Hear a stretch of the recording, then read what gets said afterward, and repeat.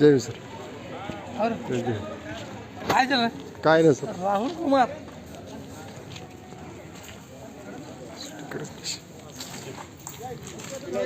कोपऱ्याकडे लावा हे ताराकडे येतं काय काम नाही काम आहे आपलं असं आहे का काम करायचं हे कोण कोण होतं ना भविष्यामध्ये काम करायचं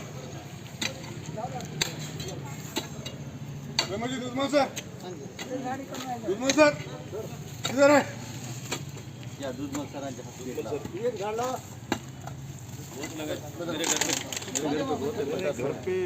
बहुत है सर आ जाओ इधर के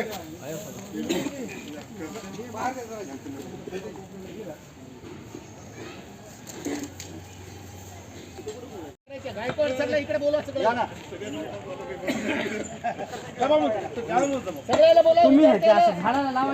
या ठिकाणी महाविहार परिवाराकडून वृक्षारोपण करण्यात आहे. सहयोग नगर माता रमाई बुद्ध विहार या परिसरामध्ये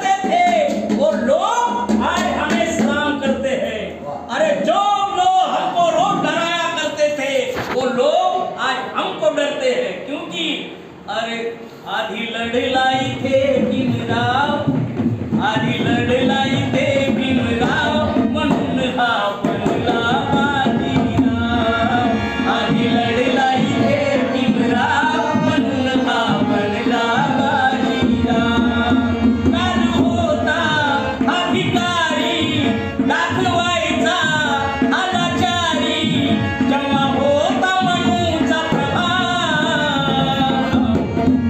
आधी लढलाई थे भीमराव म्हणून हा बनला बाजीराव आधी लढलाई थे भीमराव म्हणून हा बनला बाजीराव. बाबासाहेब आंबेडकरांनी तुमच्या आमच्यासाठी काय केलं हे सांगायची गरज नाही, कारण सगळे तुम्ही विद्वान आहे. जो भी करना था वो मेरे भीम ने खुलेआम किया. जो भी करना था जो भी करना था वो मेरे भीम ने खुलेआम किया. ज़माने भर में सबसे बढ़कर अपना नाम किया. कोई ना कर सका इतना महान काम किया. कभी ना जिंदगी में भीम ने आराम किया, मगर अच्छों ने मेरे भीम को सलाम किया. अच्छों ने मेरे भीम को सलाम किया, क्योंकि हजारों साल की हमारी नींद उड़ाई. 56 को भीमजी ने ये दुनिया में हलचल मचाई भीमजी ने, क्योंकि आधी या देशामध्ये माय मावजांनो जेव्हा मनूचं राज्य होतं तेव्हा आम्हाला जहार करावं लागत होता. काल परवा राष्ट्रपतीचं स्टेटमेंट ऐकलं, तिथे जहार आलं. त्या देशाला काय म्हणावं कळत नाही. आणि आम्ही तुम्ही बाबासाहेबांनी आमचा जहार तोडला. आम्ही जयभीम कधीपासून घालायला लागलो हे अनेकाला माहित असेल की नसेल, पण येले हरदास सेडू फेटेचे पहिले आमदार कामाटीचे नागपूरचे, त्यांनी एका सभेमध्ये भंडाऱ्याच्या बाबासाहेब उभे होते भंडाऱ्यामध्ये. तेव्हा एका सभागृहात आज से जोहार नहीं, नमस्कार नहीं, आज से आप सब जय भीम बोलेंगे. आणि येले हरदास यांनी हा जय भीमाचा नारा पूर्ण भारतामध्ये घुमवला बंद. आणि म्हणून गावगाड्याची जिथे पडायची गावामधली घाट, गावामधली घाट, राधानीत होत आमचं राहायचं ते स्थान, राहायचं ते स्थान. त्या घाणीत होतं आमचं राहायचं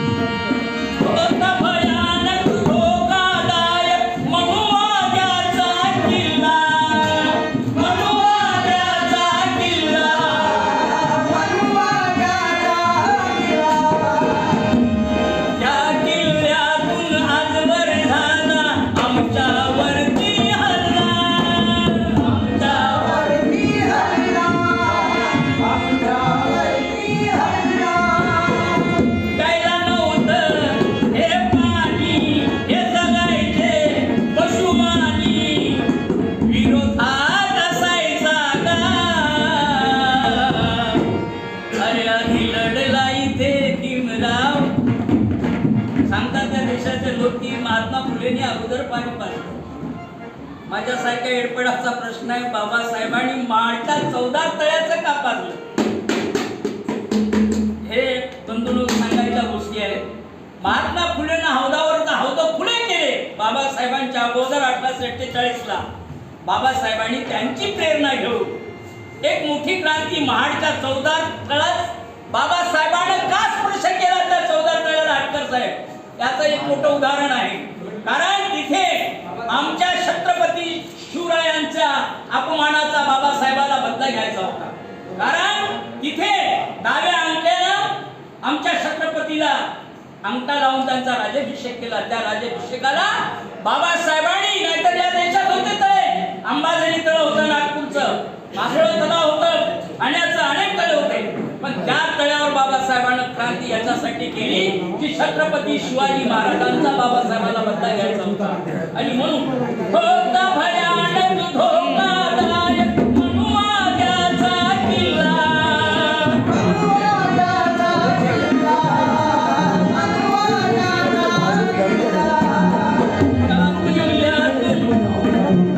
आमच्याही हाती शस्त्र.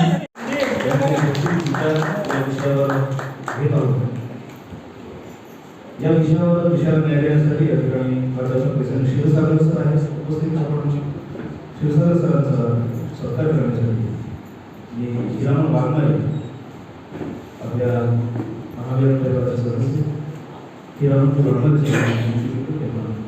पुष्पहार उज्ज्वल आणि त्यांचा महाराज आणि शाल देऊन सन्मान करत आहोत. आपण सर्वांनी जोरदार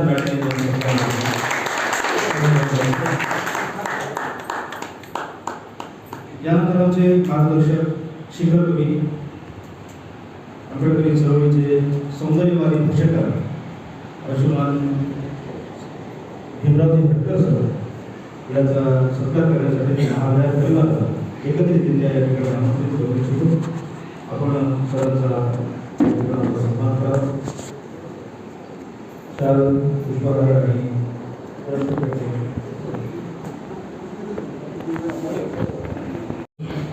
आणि वैचारिक चळवळीत अनेक वर्ष त्यांचा सक्रिय सहभाग राहिलेला आहे.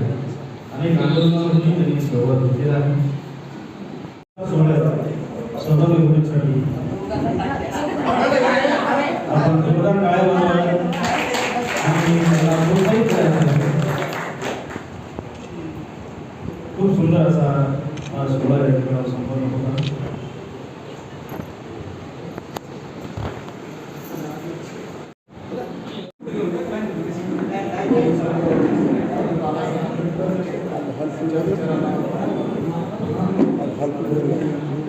प्रसार जास्त महाविहार परिवार आहे आणि महाविहार परिवारातर्फे आजच्या या कार्यक्रमाचे अध्यक्ष आदरणीय पंडित सर आणि सत्कारमंत्री श्री डॉक्टर साहेब.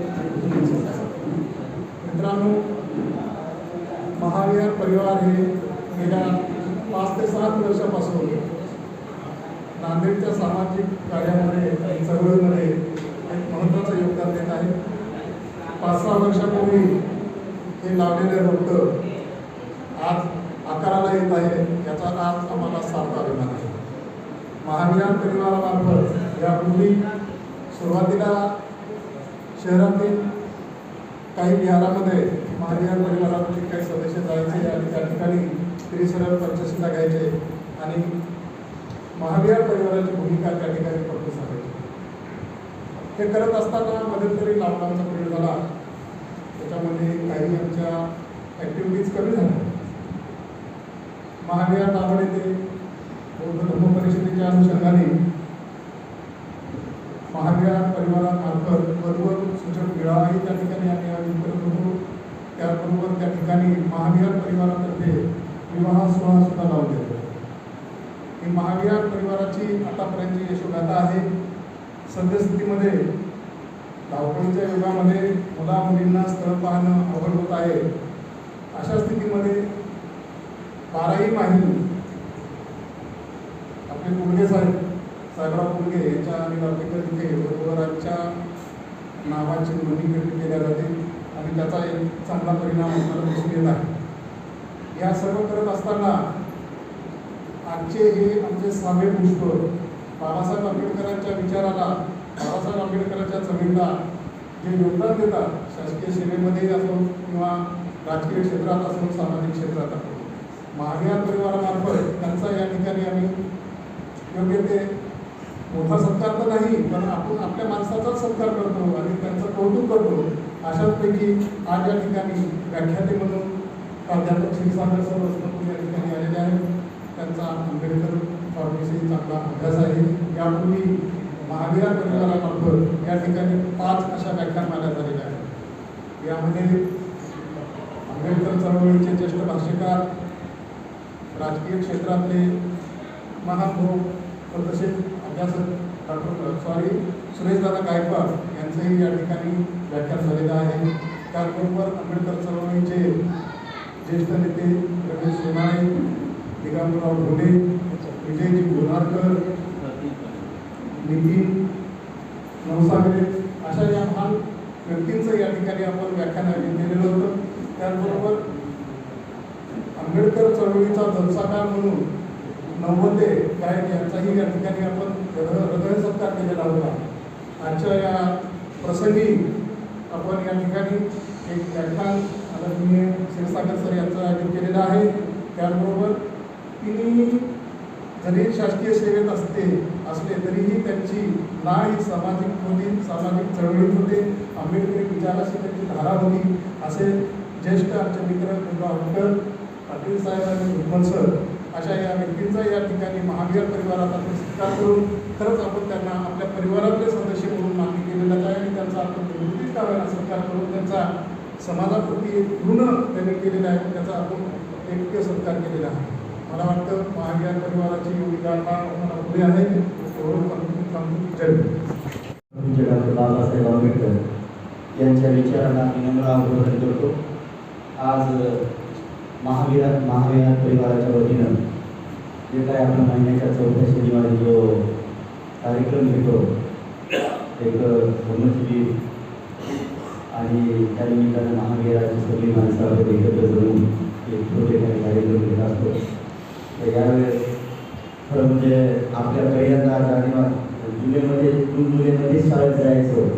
तर आता काही जणांच्या तारखे थोड्याशा कमी जास्त असतील, परंतु 1/7/1962, 1/7/1964 या अशा आपल्या तारखे असायच्या. त्या निमित्तानं या कार्यक्रमाचं औचित्य साधून आज आपण 3 क्षेत्रामधून सेवानिवृत्त झालेले आदरणीय आमचे मित्र दुर्गाव भाटकर हे सुद्धा माझे वर्गमित्र आहेत, सिद्धार्थ पाटील हे सुद्धा माझे वर्गमित्र आहेत आम्हीचे, आणि आमचे रमेशजी दुर्बल सर हे शैक्षणिक क्षेत्रामध्ये त्यांचं फार मोठं असं योगदान राहिलेलं आहे. तर आणि या कार्यक्रमासाठी आपल्याला लाभलेले आदरणीय सुभाष प्राध्यापक सुभाषरावजी क्षीरसागर सर, मी आजच्या या थोड्या काही कार्यक्रमाचे जे आजचे भाष्यकार आहेत, आज आपल्याला जे मार्गदर्शन करणार आहे आदरणीय सुभाषराव क्षीरसागर सर, हे MA PhD नेट आणि सध्या बहिर्जी स्मारक महाविद्यालय बसमत इथे कार्यरत आहेत.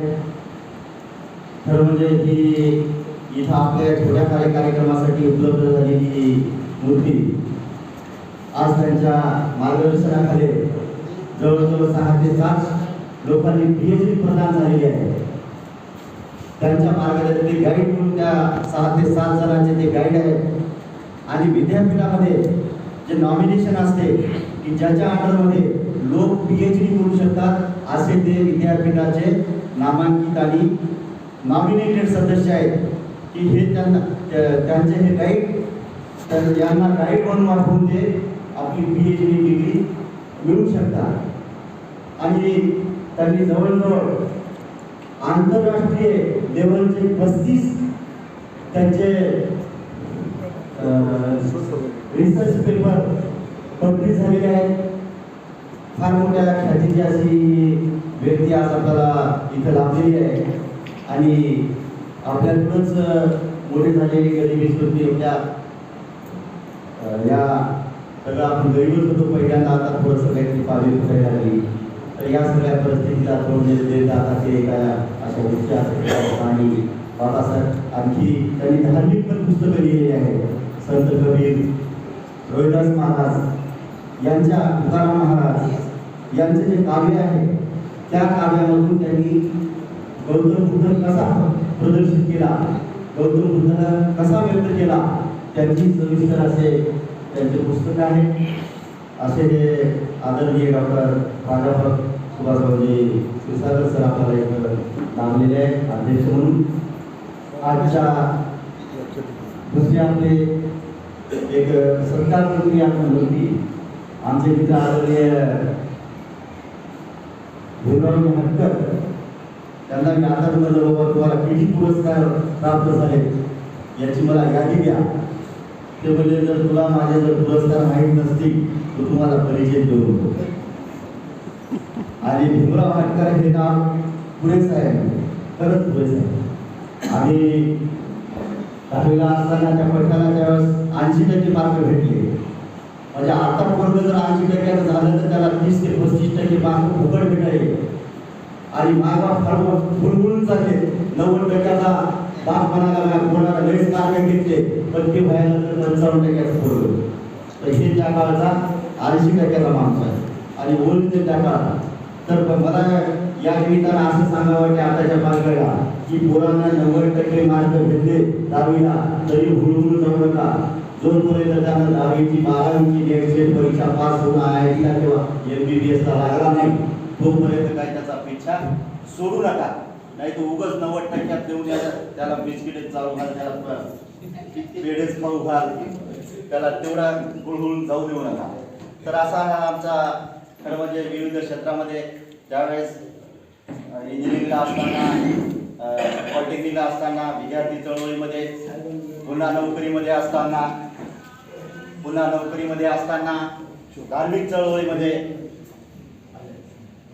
मग वामनदादा कर्डक असो, प्रतापसिंहदादा बोधवडे असो, या सगळ्यांचे किंवा साहिर असो आपले, या सर्वांचे कार्यक्रम घ्यायचे, त्यांना जमल तशी मदत करायची आणि समाजाप्रती आपली निष्ठा ठेवायची. ह्या सगळ्या नोकरी करत असताना ह्या लोकांनी कामं केलेली आहेत. म्हणून हे वेगवेगळ्या याचे रत्न आपण त्यांना योगायोग असा आहे.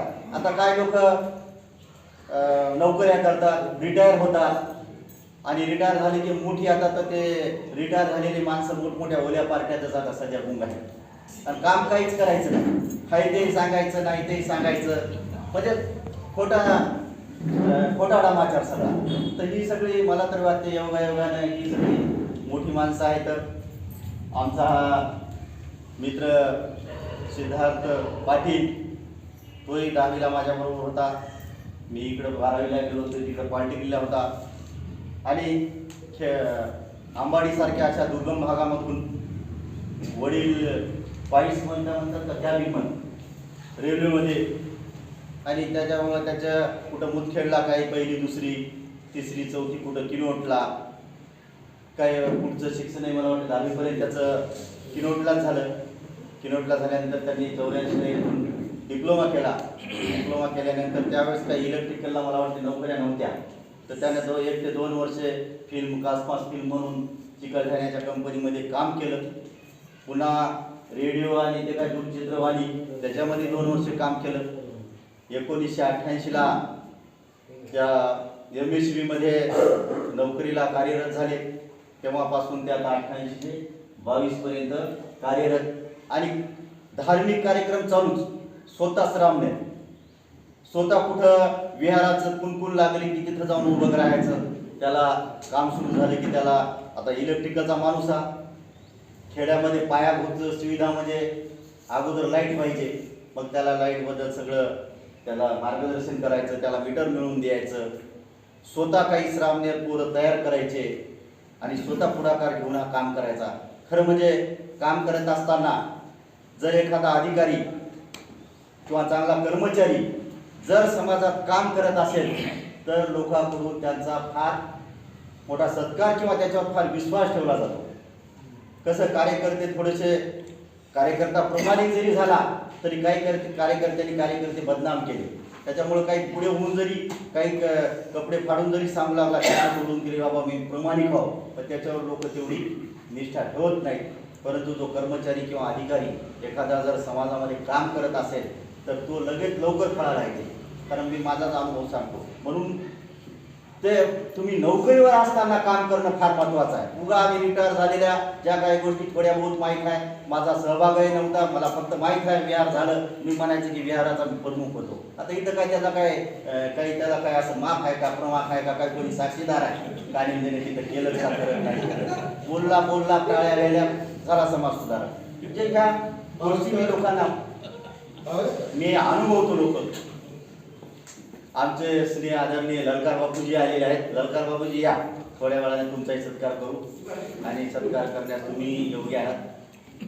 तर हे आता उगाच आम्ही काहीतरी सेवानिवृत्त झालेलं काय म्हणजे सांगायला नको म्हणून जी काय नोकर माणसं सेवेत आहे आणि सेवेमध्ये असताना तुमच्याकडे एक माप असतो, तुमच्याकडे एक यंत्रणा असतो. तुम्ही हातामध्ये घेतलेलं कार्य हे पुढे तडीस लागते. म्हणून जे काही सेवेमध्ये लोक आहेत त्यांना माझी विनंती आहे की आपल्याला तिथं बसून तुम्हाला बऱ्याच गोष्टी करता येतात, तर त्या तुमच्या परीनं जितक्या जमेल तितकं करा. आता आमच्यासारख्याला उगाच काहीतरी आम्ही सांगून तुम्हाला उभं काही टाळ्या घेण्याचं काही हे नाही मजा. तर मित्र असे एक आमचे विविध त्यांना डॉक्टर बाबासाहेब आंबेडकर फेलोशिप भेटली दिल्लीची 2005ला, 2011ला एक समता परिषदेच्या वतीने एक नांदेडच्या कबीर संस्थेच्या वतीने एक पुरस्कार भेटले आणि ते कार्यरत असतात नेहमीच. त्याच्यामुळे तुम्हाला सर्वांच्या मला तरी वाटतं सर्वांच्या पर्यटनाचे असे सिद्धार्थ पाटील साहेब. दुसरे आमचे सर आदरणीय रमेशराव धोंडेराव दुधमल सर. खरं म्हणजे हे एक त्यांनी शिक्षण त्यांचं MA हिंदी आहे आणि आपला धानोरा मोठ्या तालुका पूर्णा इथून त्यांचं म्हणजे एका खेड्यामधून ते चांगलं शिक्षण घेतलं.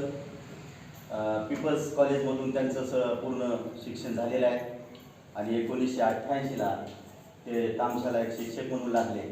आणि शिक्षक म्हणून लागत असताना सुद्धा नुसतीच त्यांनी नोकरी केली नाही, बे 2 नुसतं केलं नाही तर विद्यार्थी कसा घडता येईल किंवा मुळात विद्यार्थ्यासाठी काय आवश्यकता आहे आणि हा विद्यार्थी कसा घडत याची त्यांनी जाणीव ठेवून विविध क्षेत्रामध्ये आपले विद्यार्थी चमकवले. आज तुम्हाला मला माहीत आहे की नाही की खरं म्हणजे आम्हाला सांगायला या ठिकाणी थोडी लाज वाटते की आज आपलं नागसेन विद्यालय आहे तर कुणीतरी म्हणलं की ते बंद पडण्याच्या स्थितीमध्ये आहे. का बरं बंद पडावं? बाबासाहेबांच्या कॉलेजमध्ये असताना तुम्हाला फुल पगार असताना तुम्ही त्या विद्यार्थ्याची का काळजी घेतली नाही? आताही तुमची वेळ गेली नाही. तुम्ही जर ते जे पगार खाणारे जे मास्तर आहेत तिथं करा, तुम्ही त्यांची माफी नाही मागत. परंतु माझी त्यांना विनंती आहे, आता जरी ते शाळा जरी बंद पडण्याच्या मार्गावर जरी असलं तरी त्यांनी आताही पालकाचा विश्वास संपादन करून काही जागरूक पालक आहेत, बाबा तुम्ही दुसरीकडे ठेवताना आम्ही 2 ते 3 महिन्यामध्ये तुमच्या मुलाचा रिझल्ट देऊ आणि जर तुमच्या मुलाला जर आम्ही काही घडू शकलो नाही तर आम्ही नालायक ठरलो असं म्हणून तुम्हाला आम्ही सांगू त्यावेळेस. तर आताही वेळ गेलेली नाही. खरं म्हणजे तुकड्या बंद झाल्यानंतर तिथले जे शिक्षक आहेत ते काही दुसरीकडे मर्ज होती.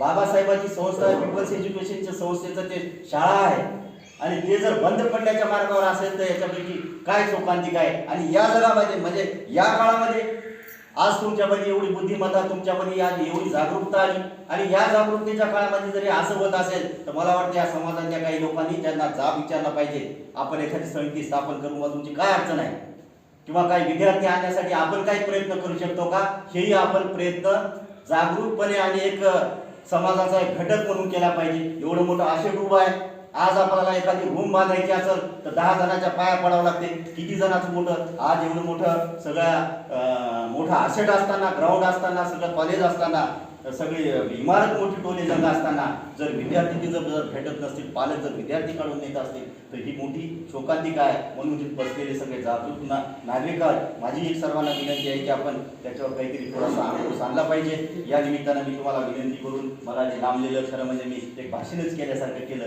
तर या सर्वांसाठी बरी असं संपवतो. जय हिंद, जय भारत. महामानवांना अभिवादन करून विचार मंचावर विराजमान असलेले पूज्य भदन, कार्यक्रमाचे अध्यक्ष आमचे मित्र पंडित सर, सत्कार मूर्ती, आजच्या या कार्यक्रमाला ज्यांचं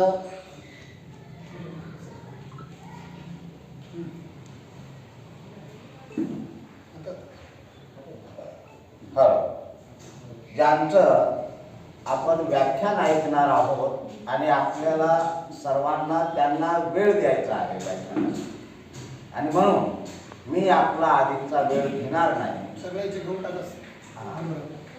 तेव्हा आज अत्यंत वसमत करून ज्यांचा बाबासाहेबांच्या चळवळीवर, तत्त्वज्ञानावर गाढा व्यासंग आहे असे प्राध्यापक या ठिकाणी आहेत.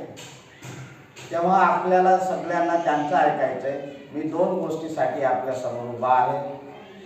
नंबर 1, बाबासाहेब आंबेडकरांच्या समग्र चळवळीवर अत्यंत मेहनत करून दत्ता भगत सरांनी समता संग्रामाचे महानायक डॉक्टर बाबासाहेब आंबेडकर हा ग्रंथ लिहिलेला आहे. त्या ग्रंथाची 1200 रुपये किंमत आहे. तो सवलतीच्या दरात आजच्या तारखेपर्यंत 800 रुपयामध्ये उपलब्ध होणार आहे. मी महाविहार परिवाराच्या सदस्यांना विनंती करतो की सरांचा हा ग्रंथ आपण आवर्जून घ्यावा सवलतीच्या दरात, एवढी एक विनंती करण्यासाठी आजच्या कार्यक्रमात मी उपस्थित झालेला आहे. अगोदर मी सांगितलं होतं महाविहार परिवारांच्या सर्व सदस्यांना मी अजून सत्कार स्वीकारण्याच्या लायकीचा नाही. मी जेव्हा सत्कार स्वीकारण्याच्या लायकीचा होईल तेव्हा मी हक्कानं म्हणेल की आज मी समाजाने माझा सत्कार केला पाहिजे, मी हे अमुक काम केलेलं आहे. तेव्हा या एक गोष्टीसाठी मी उपस्थित आहे. दुसरी बाब, आपण सर्वजण आंबेडकरी चळवळीचे सुजाण वाहक आहात, प्रबुद्ध नागरिक आहात, पण बाबासाहेब आंबेडकरांचा शास्त्रशुद्ध अभ्यास आपल्याला नाही. आपण श्रद्धेने बाबासाहेबांना स्वीकारलेले की बाबासाहेब आमचे उद्धारकर्ते आहेत, बुद्ध आमचे उद्धारकर्ते आहेत, आम्ही त्यांना वंदन करतो, त्रिवार वंदन करतो, पंचांग प्रणाम करतो. पण बुद्धाच्या विचाराचा, बाबासाहेबांच्या विचाराचा शास्त्रशुद्ध असा अभ्यास आपल्याला अजूनही नाही. म्हणून जी उपासक मंडळी 12वी इयत्तेच्या वरची आहे त्या सर्वांना स्वामी रामानंद तीर्थ मराठवाडा विद्यापीठामध्ये आपण बाबासाहेब आंबेडकर अध्यासन आणि अभ्यास केंद्र स्थापन केलेलं आहे. विद्यापीठाच्या मान्यतेनं, UGCच्या मान्यतेनं त्याचा फुले आंबेडकर थॉट्स हा 1 वर्षाचा डिप्लोमा कोर्स आहे की ज्याच्यामुळं आपल्याला बाबासाहेब आंबेडकरांचा शास्त्रीय अभ्यास करता येईल.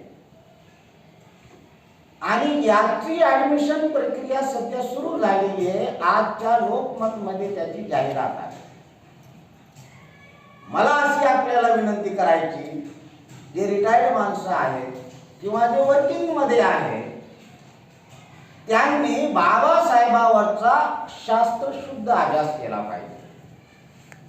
क्रिटिकल अनालिसिस बाबासाहेबांच्या विचाराचं केलं पाहिजे आणि बाबासाहेबांचा विचार आपल्याला मांडता आला पाहिजे. जसं आपल्याला माहिती आहे की मार्क्सच्या अंत्यविधीला केवळ 5 लोक उपस्थित होते. त्या अंत्यविधीला 5 लोक उपस्थित होते. त्यांनी प्रतिज्ञा केली की मार्क्सचा विचार आम्ही जगामध्ये पोहोचवू. आणि आज मार्क्स सगळ्या विद्यापीठामध्ये आहे. आज बाबासाहेब सगळ्या रस्त्यावर आहे, गल्लीत आहे, पण विद्यापीठात नाही. आणि म्हणून बाबासाहेबांच्या विचाराचा अकॅडमिक लेवलवर प्रसार आणि प्रचार करण्यासाठी, चिकित्सा करण्यासाठी, चर्चा करण्यासाठी, त्याच्यावर वाद करण्यासाठी आपण बाबासाहेब आंबेडकरांचा सर्टिफिकेट कोर्स करावा. त्याला 500 रुपये फक्त फीस आहे. याची जाहिरात सध्या आलेली आहे, आपणही ती वाचली असेल. पण त्याच्यावर आपल्याला गांभीर्यानं आपल्याला एक सूचना करण्यासाठी आजच्या प्रसंगी मी उभा आहे. आपल्याला ज्यांना शक्य आहे त्यांनी त्या कोर्सला ॲडमिशन घ्यावं. हे माझ्या 2 उद्देशासाठी आजच्या कार्यक्रमाला मी उपस्थित राहिलेला आहे. गंगाधरनी सांगितलं, प्रज्ञाधरनी, की प्रतिकात्मक या सगळ्या सत्काराला उत्तर देण्यासाठी एक जबाबदारी. एखादा आंबेडकरी चळवळीतला माणूस रिटायर्ड होतो म्हणजे काय करतो? त्यानं आपल्या उमेदीच्या याच्यात समाजाचं काय बेट्या, समाजाचं काय, तुझ्या हाती तूप आलं, तुझ्या हाती साय, मग समाजाचं काय बेट्या, समाजाचं काय. मग माझ्यासारखा एखादा मनुष्य जर समजा 37 वर्षाची सेवा केली असेल, 37 वर्षाचे पगार त्यांनी घेतले बाबासाहेबांच्या कास्ट सर्टिफिकेटमुळं, नोकरीला लागून मेरिट जरी असेल तरी आपण समाजाच्याच कास्ट सर्टिफिकेटवर नोकरीमध्ये असतो. सगळं काही घेतलं, समाजासाठी काय केलं? तर माझ्यासारख्या काही माणसांनी समाजासाठी बरंच काही केलेलं असतंय. त्याची ही उजळणी इतरांना व्हावी की समाजासाठी काय केलं. साधी गोष्ट आहे, आपण बाबासाहेब आंबेडकरांच्या पुतळ्याला जातो. आज पुतळ्याच्या जवळ संविधानाचं प्रेमबल लागलेलं आहे. गेल्या 14 एप्रिलला पालकमंत्र्याच्या हस्ते त्याचं इनॉग्रेशन झालं. हे जे प्रियंबल आहे, कोरीव शिल्प, संविधानाच्या प्रस्ताविकेचं कोरीव शिल्प, हे तिथं जे लागलंय ते केवळ भीमराव हाटकरमुळे लागले.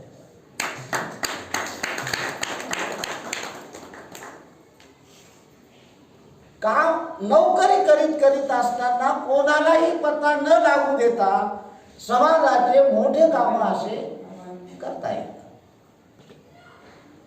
आणि कोणालाही माहिती नाही ते कसं लागलं, तिथं मंजूर कसं झालं, कोणाच्या डोक्यात कल्पना आली, काय अडचणी आल्या, कसं तिथपर्यंत गेलं. नांदेड महानगरपालिकेचे 2 महापौर आपले झाले, भवरे मॅडम, दबाले. त्या प्रकरणात त्यांचं 5 पैशाचंही योगदान नाही. पण भीमराव हाटकरनी ते तिथं उभं करून उद्घाटन वगैरे होऊन तिथं दिसले. हे काम भीमराव हाटकरनी केलं. म्हणजे पुण्याचं बौद्ध विहार आज महाराष्ट्र शासनाचं ब दर्जाचं तीर्थक्षेत्र आहे.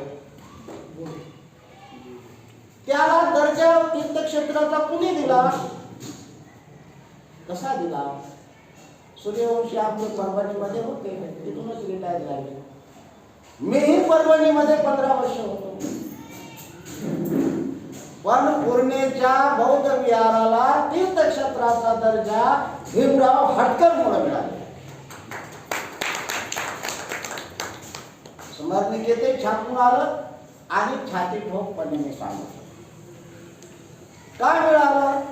तर भीमराव हाटकरची ड्युटी कलेक्टर ऑफिसमध्ये होती आणि कलेक्टर ऑफिसमध्ये असल्यामुळं तीर्थक्षेत्राचा दर्जा डीपीडीसीच्या मीटिंग मध्ये पास करून घेण्याची जिल्हाधिकाऱ्यांना कन्व्हिन्स करण्याची, प्रस्ताव मांडण्याची, पालकमंत्र्याच्या मान्यता देण्याची सगळी प्रक्रिया बाबासाहेब जे म्हणले की माऱ्याच्या जागा आणि मोक्याच्या जागा.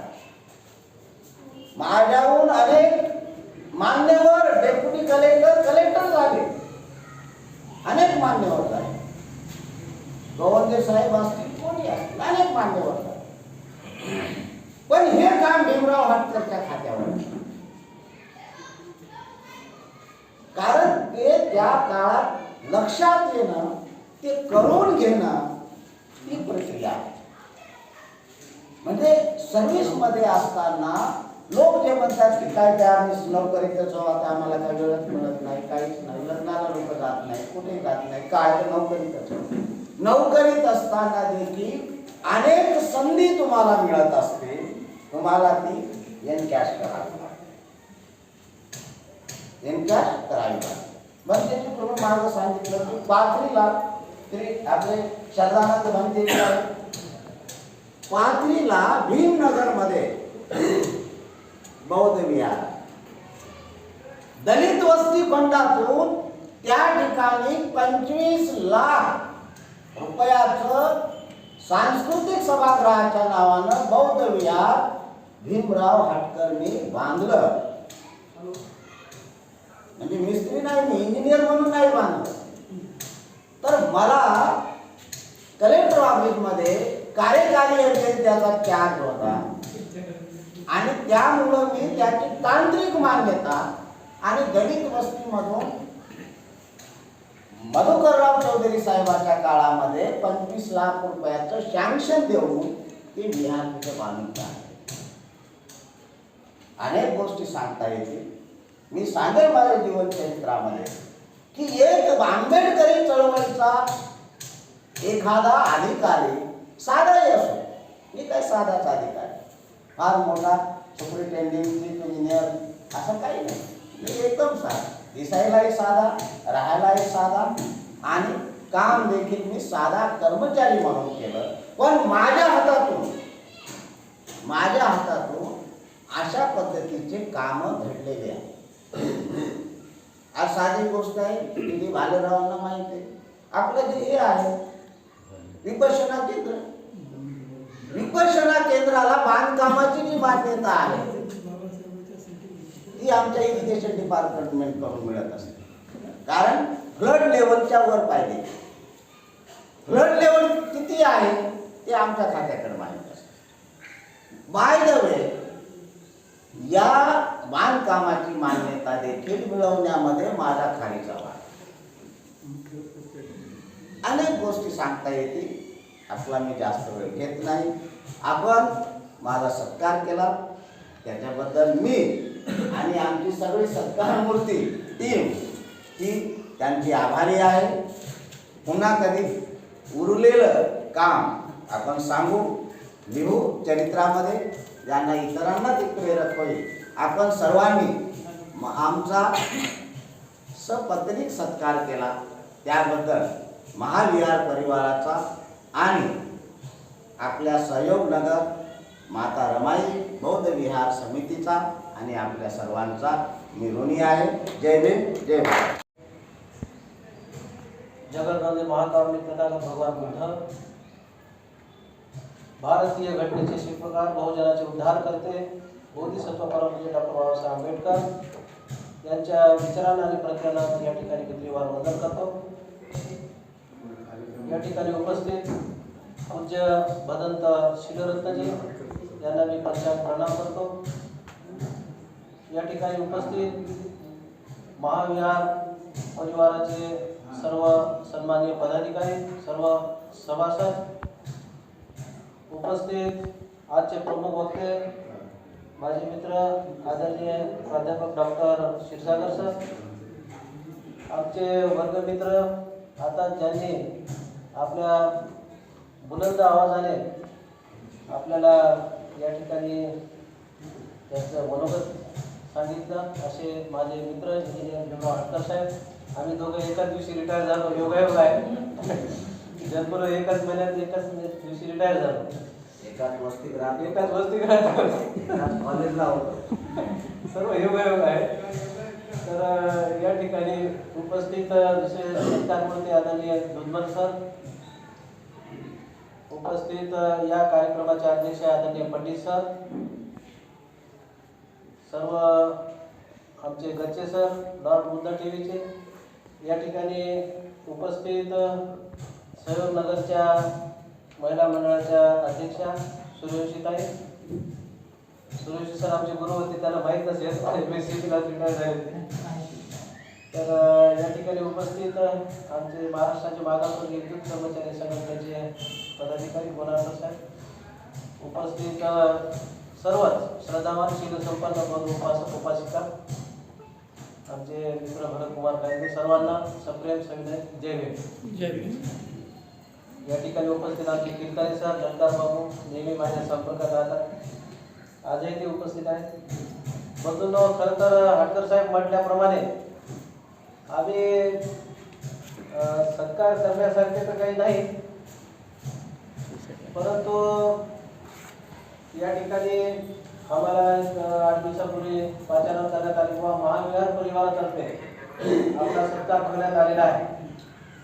तर आपण या सत्कारासाठी सपत्नीक उपस्थित राहावं. या ठिकाणी सपत्नीक मी आलो, फक्त याच्यासाठी आलो की आता या महाविहार परिवारामध्ये आम्ही सहभागी आजपासून झालो, असं या ठिकाणी मी जाहीर करतो. आणि या ठिकाणी विशेष सांगायचं म्हटलं तर परिस्थिती अतिशय प्रतिकूल होती आणि प्रतिकूल परिस्थितीमध्येच आमची जी पिढी आहे त्यांनी शिक्षण घेतलं. शिक्षण घेऊन शासकीय वसतिगृहामध्ये राहत असताना त्या ठिकाणीच आम्हाला सामाजिक आणि धार्मिक कार्याचे बाळकडू दिले गेले. आमचे डॉक्टर विजयकुमार माहुरे सर होते, आमचे हाटकर साहेब, हे सगळेजण आम्ही त्यावेळेस the Buddhist federation of India, students India, ही आम्ही विद्यार्थ्याची चळवळ चालू केली होती आणि त्या चळवळीच्या माध्यमातून बरेचसे काम आम्ही केलेले आहे. तर त्या काळामध्ये आम्ही मग धर्मे सरांना असो, प्राध्यापक राम हरपाळे सरांना असो, प्रत्येक कार्यक्रमाला आम्ही जे आहे ते बोलत होतो आणि त्याचे विचार आम्ही ऐकत होतो. तर खरं तर आम्ही हॉस्टेलमधूनच घडलो आणि तेव्हापासून एका क्षेत्रामध्ये कार्यरत असल्यामुळे धार्मिक आणि सामाजिक कार्य असं दोन्ही कार्य आम्ही आदर्शाने चालू ठेवलंय. बंधूंनो, या ठिकाणी मला आपल्याला सांगायला अभिमान वाटेल की ज्या ज्या क्षेत्रामध्ये आम्ही काम केलेलं आहे, मग ते खाजगी क्षेत्र असो किंवा सरकारी क्षेत्र असो, त्या काळामध्ये काम करत असताना अशा जे काही इंटरव्ह्यू झाल्या त्या इंटरव्ह्यूचा अभ्यास असा केला की प्रत्येक इंटरव्ह्यूमध्ये पास, मग ते MSCB असो, रेल्वेचे असो, ऑल इंडिया दूरदर्शन असो किंवा स्पेशल मोटर व्हेकल इन्स्पेक्टर असो, सगळ्या एका पाठोपाठ नोकरी. आता कोणती घ्यावं कोणती सोडावं हा मोठा प्रश्न निर्माण झाला होता. सुरुवातीला मला आकाशवाणी दूरदर्शनची परभणीची ऑफर आली 1986 ला. ती घेतल्यानंतर मग लगेच 88 ला मला MSCB ची ऑफर आली. मग ती घेतली की लगेच रेल्वेची ऑफर आली सिकंदराबाद इंजिनियरची. त्याच्यानंतर लगेच मग मोटर व्हेकल इन्स्पेक्टर. मी म्हणलं आता नको, आता कुठेतरी एका ठिकाणी आपण सेटल झालं पाहिजे. आणि MSCB का निवडली कारण असं आहे की MSCBच्या माध्यमातून आपल्याला जे अधिकार बाबासाहेबांनी प्रदान केले त्या अधिकाराचा वापर करून गोरगरिबांचे कामं, गोरगरिबांच्या घरामध्ये कसा आपल्याला प्रकाश देता येईल, अंधारातून प्रकाशाकडे वाटचाल करण्यासाठी ते एक बेस्ट माध्यम होतं. म्हणून ते माध्यम मी निवडलं आणि 34 वर्ष प्रदीर्घ सेवा करून आज म्हणजे गेल्या 30 जूनला मी या सेवेतून रिटायर झालेलो आहे. तर मला त्या जॉबचा खरोखरच मला अतिशय मोठं समाधान लाभलेलं आहे की त्या माध्यमातून मी हजारो नाही तर लाखो लोकांच्या घरी दिवे पेटवले. त्यामध्ये SC ST विजय एंट्री जे काही SCP OTSP TSP जे मी आदिवासी क्षेत्रात किनवटला काम केलं, विष्णापूरला केलं, हिमायतनगरला केलं, बारडला केलं, जिथं जिथं होतो तिथं ज्या ठिकाणी वस्तीवाढ झाली तिथं लाईट नव्हती त्या ठिकाणी मी स्वतः जात होतो आणि स्वतः जाऊन तिथं एस्टिमेट बनवून, जसं आता हाटकर साहेब सांगितले तसं मी स्वतः जाऊन एस्टिमेट बनवून तिथं 15 पोल, 20 पोल, 25 पोल जेवढे काही लागते ट्रान्सफॉर्मर सहित जे आहे ते दिलेलं आहे. ज्या ज्या ठिकाणी काम केलं त्या लोकांच्या हृदयामध्ये माझं नाव आज कोरलेलं आहे, याचा मला अभिमान आहे.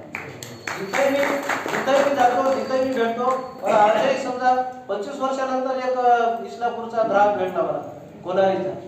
तर सर नमस्कार. अहो मी ओळखलं नाही.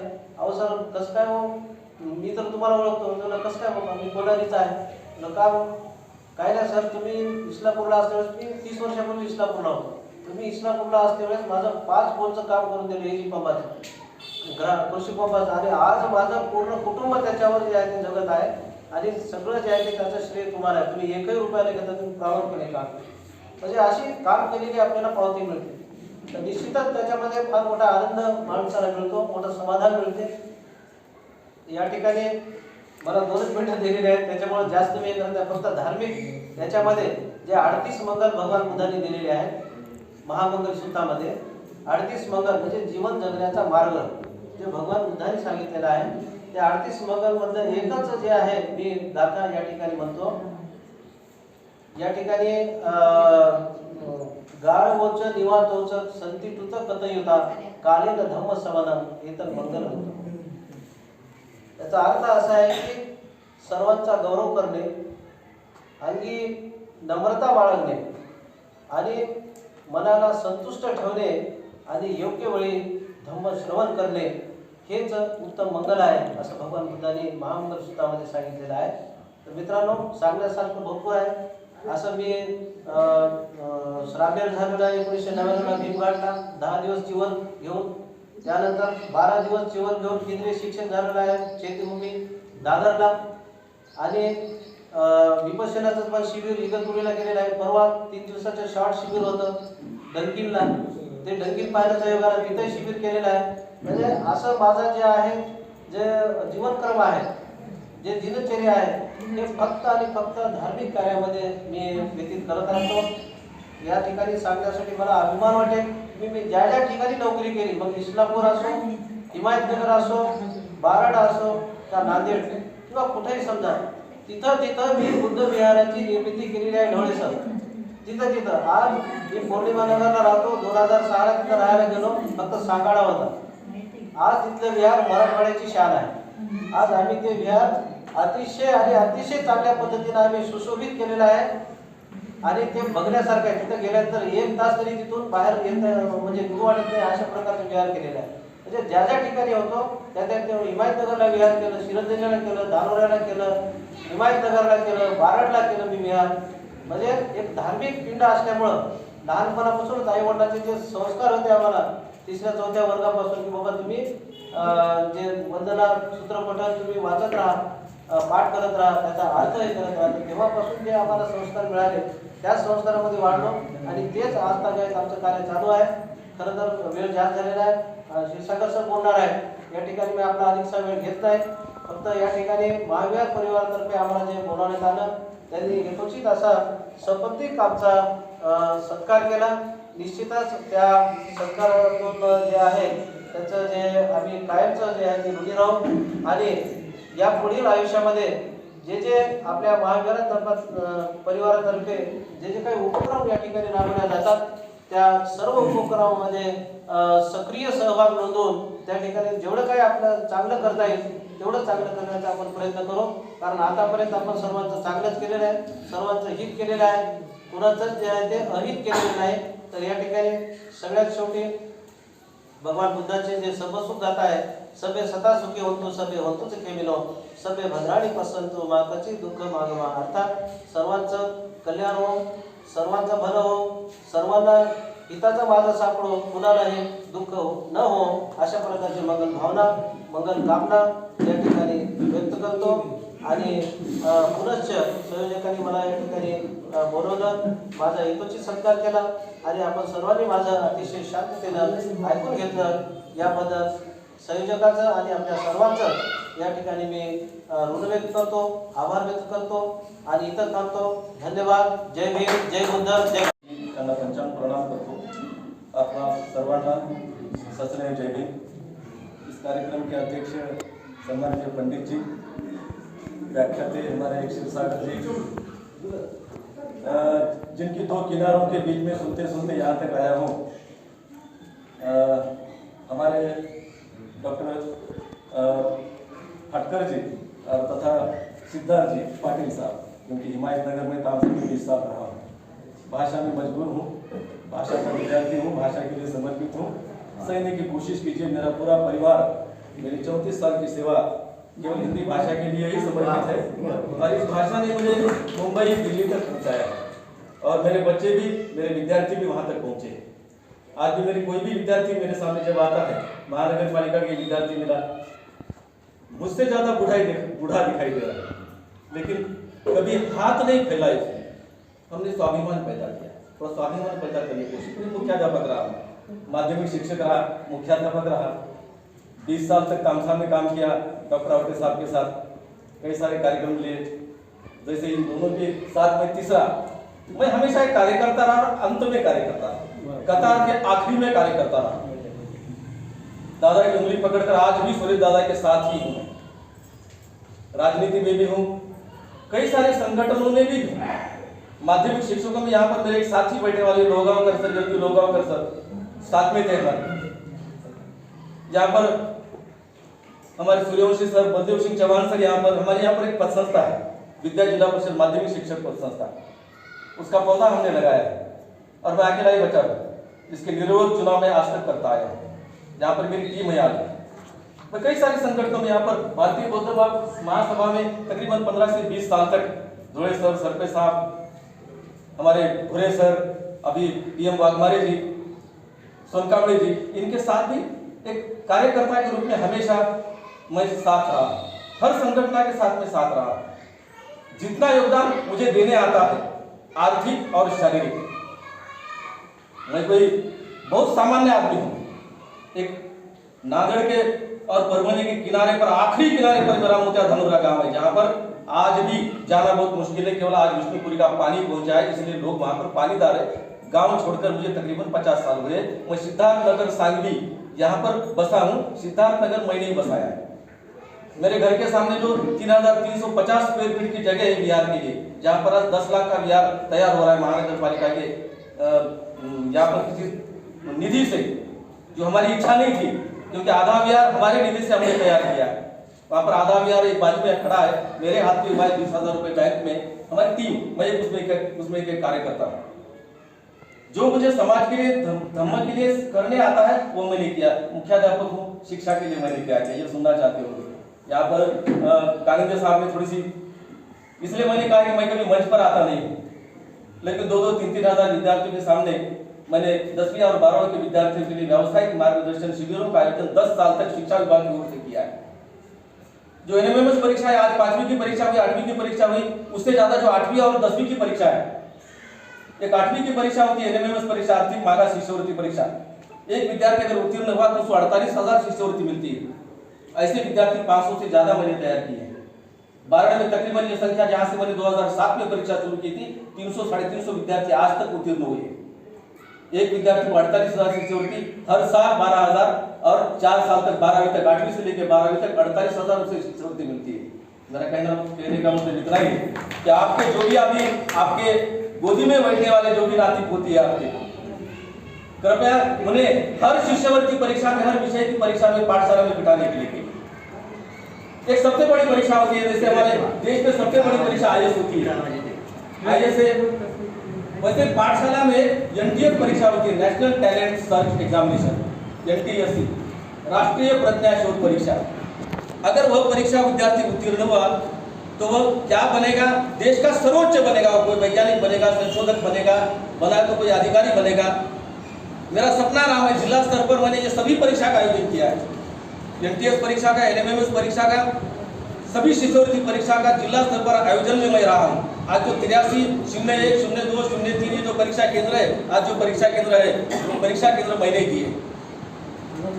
तो इस परीक्षा केंद्रों में ये जो NTSC परीक्षा है, NTSC परीक्षा में जिला परिषद का विद्यार्थी उत्तीर्ण हो, इसके लिए मैंने बहुत पसीना बहाया। और मेरा ये तामसे का ही विद्यार्थी, बास्तेवाड़ नमक, विजय बास्तेवाड़ नमक, तामसे का विद्यार्थी वाराणसी से उत्तीर्ण हुआ। जिले में से तकरीबन उसके 10-12 विद्यार्थी चुने जाते हैं। देश में से ऐसे 1000 विद्यार्थी चुने जाते हैं और जिनका पूरा खर्चा केंद्र सरकार करती है।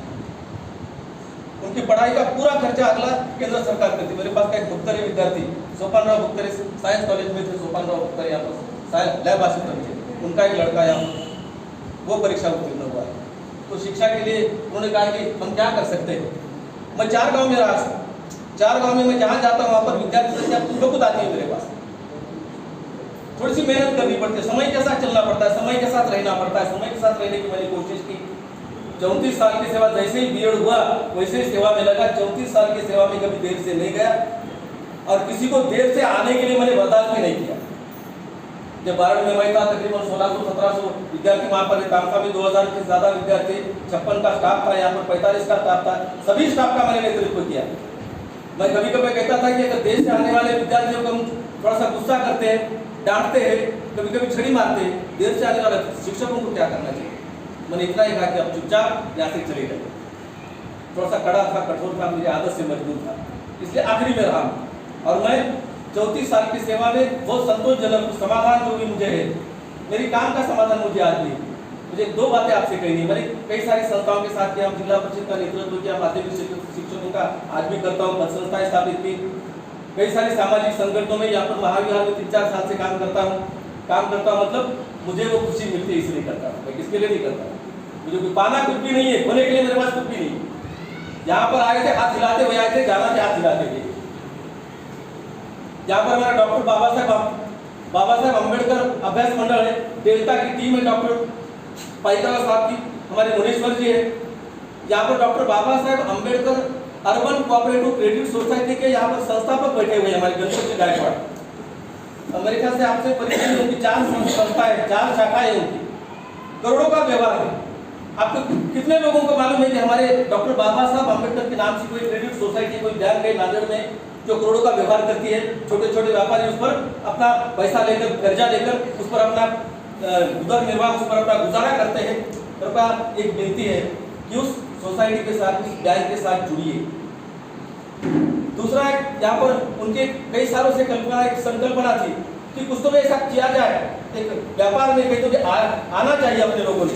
तो 10-12 लोग एक साथ आए, 10-12 लोगों ने कुछ जमा पूंजी इकट्ठा की और इकट्ठा करने के बाद यहाँ पर राज मुद्रा सुपर मार्ट नामक एक यहाँ पर दुकान, सुपर मार्ट का दुकान यहाँ पर राजभवन के बाजू में, जहाँ पर जिजाऊ हॉस्पिटल है, जिजाऊ हॉस्पिटल के बाजू में इतवार के दिन हमारे आदरणीय भीमराव जी अम्बेडकर साहब के कर कमलों से जिसका उद्घाटन हुआ। उससे विनती इतनी है कि हमारा पैसा हमारे समाज में जाना चाहिए, हमारा पैसा हमारे समाज में जाना चाहिए। कोशिश कीजिए हम 4 आदमी को कुछ काम लगा सके, इसके लिए ये जो प्रयोजन है हमारी कमाई के लिए बिल्कुल नहीं। मुझे पेंशन बहुत अच्छी मिलती है, मेरी लड़की, बाकी मेरा सब अच्छी तरह से बहुत बड़ा नहीं हूँ, लेकिन जमीन पर हूँ और आखिर तक जमीन पर ही रहूँगा। कोशिश इतनी है कि मैं यहाँ पर गणपत जी गायकवाड़ को इसलिए आमंत्रित कर रहा था कि आप आइए, इसके बारे में थोड़ी सी आप जानकारी दीजिए। मुझे आपने मौका दिया, महापरिवार ने भी मौका दिया। आशा करता हूँ, सबसे पहले महापरिवार का धन्यवाद। सभी संगठनों के साथ मैं जुड़ चुका हूँ, सभी के साथ जुड़ता हूँ। मुझे शौक है क्योंकि भजन पार्टियों में 20 साल तक रहा हूँ। पैदा होते जब गोष्ठ संभाला, भजन पार्टियों में रहा। सांगवी का जो है साहब, चौबंदी अठन्नी के जो भी हमारे भजन पार्टी में मिलते थे, उसका छत हमारी भजन पार्टी से डाला गया था। प्राध्यापक शंकर और थोड़ा वहाँ पर एक बेटी मास्टर और मैं भी था उसके साथ में। हम सुंदर ढंग से गाते कुछ एक बार की कोशिश करेंगे। इसलिए महाविहार परिवार का यहाँ पर मैं बहुत शुक्रिया, दिल से बहुत शुक्रिया अदा करता हूँ। उसके साथ ही साथ आशा करता हूँ कि आप यहाँ पर जो मेरी बहनें बैठी, माताएं बैठी थे, आप यहाँ पर भेज दीजिए। कम से कम जितना कम से कम दे सकते हैं, हमें कमाना कुछ भी नहीं, उसका भाड़ा निकले और 2 कर्मचारी उसकी तनख्वाह निकले और वहीं पर हमारे 4 विद्यार्थी लगे ही, उसमें हमारा कमाना कुछ भी नहीं। कोशिश कर रहे हैं तो वहाँ पर आप आए, भेंट दें और उसे आप सहयोग करेंगे, ऐसी अपेक्षा रखते हुए मैं सभी को दिल से धन्यवाद देता हूँ। जय हिंद। और आपके अभी जीवन चरण को बहुत सारी शुभकामनाएं। महाविहार परिवार आपके कार्य को नमन करता है। एकमल सरांनी सुचवल्याप्रमाणे आपण गणपतजी गायकवाड यांचा विचार आपण करणार आहोत, त्यामुळे एक स्वतंत्र कार्यक्रमामध्ये त्यांचं सखोल मार्गदर्शन आपण सोबत बरं आहे असं मी या ठिकाणी सूचित करू इच्छितो, विनंती वजा आपल्याला सर्वांना सांगू इच्छितो। आणि खूप वेळ झालेला आहे आणि कुठलाच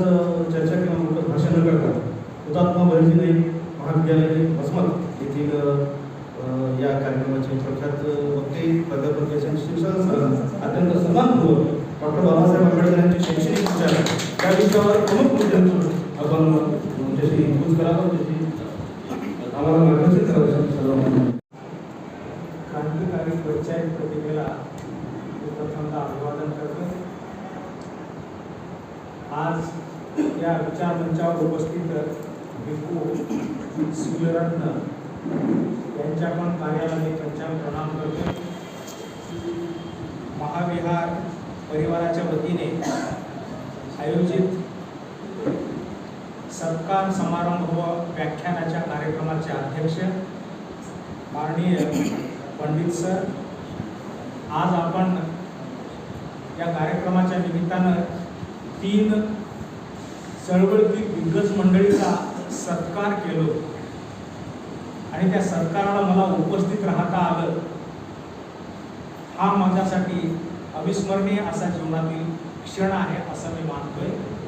कारण का एवढे नांदेडच्या चळवळीमधले दिग्गज व्यक्ती या विहार कमिटीच्या माध्यमातून आपण त्याला गौरवतो आणि योगायोगाने मला या ठिकाणी येता आलं हे माझ्यासाठी फार आनंदाची बाब आहे, अविस्मरणीय आहे असं मी मानतोय. त्यामध्ये भीमरावजी हटकर साहेब, कार्यकारी अभियंता, सिद्धार्थ पाटील सर यांचा अगदी आमचा जवळचा संबंध आहे. माझी सासरवाडीच पौर्णिमानगर असल्या कारणानं विहार कमिटीमध्ये ते इतकं सहकार्य करतात आणि सतत चळवळ टेवर ठेवण्यासाठी काम करतात हे मला माहीत आहे. आणि हटकर साहेब तर बाकी काही सांगायची गरज नाही. भीमराव हटकर हेच नाव काफी आहे. आता देखील सांगले की बस परिचय भीमराव हटकर, बाकी मी त्यांच्यावर दुसरं काही भाष्य करणार नाही. बुधमन सर आणि या प्रबोधनाच्या अगोदर ज्यांनी आपल्या गीताच्या माध्यमातून आंबेडकरी चळवळ आपल्यापर्यंत पोहोचवली आणि सतत पोहोचवत असतात आमचे भाऊजी आनंद कीर्तने, ललकार बाबूजी, तसेच या कार्यक्रमासाठी लाड बुद्धा चॅनलचे सर्वेसर्वा प्राध्यापक गच्चे सर आणि या विहार कमिटीचे सर्व मुलगे सर, गच्चे सर व सर्व पदाधिकारी. आज मला बोलण्यासाठी विषय दिलेला आहे डॉक्टर बाबासाहेब आंबेडकरांचे शैक्षणिक विचार. आणि हे विचार आपल्यापर्यंत पोहोचण्याची संधी आमचे मामा हिरामन वाघमारे साहेबांनी मला प्रथमतः बोलून सांगितलं की तुम्ही सर असं या विषयावर बोला. आणि आमच्या कमिटीमध्ये जवळजवळ 50-50 लोक असतील असं त्यांनी मला सुचवल्याप्रमाणे मी आपल्यासमोर प्रस्तुत आहे. आणि व्याख्यान ऐकण्यासाठी माझे मित्र आपले कांबळे साहेब आलेले आहेत, तसेच आमचे जोंधळे साहेब आलेले आहेत, बरेचसे मंडळी उपस्थित आहेत. मी सर्वांचं मनपूर्वक स्वागत करतोय. आणि या दिग्गजाच्या पुढे जे चळवळीमधले सच्चे कार्यकर्ते आहेत त्यांच्या समोर मी बाबासाहेबांचे शैक्षणिक विचार मांडतोय. आणि ते मांडत असताना जबाबदारीचं भान ठेवून मांडणं हे माझं मी स्वतः कर्तव्य समजतोय. कारण का बाबासाहेबांच्या चळवळीवर 4थी पास विद्यार्थी देखील आज बोलतोय. अज्ञानी म्हणजे जो शिक्षित नाही असा व्यक्ती देखील भाष्य करतोय.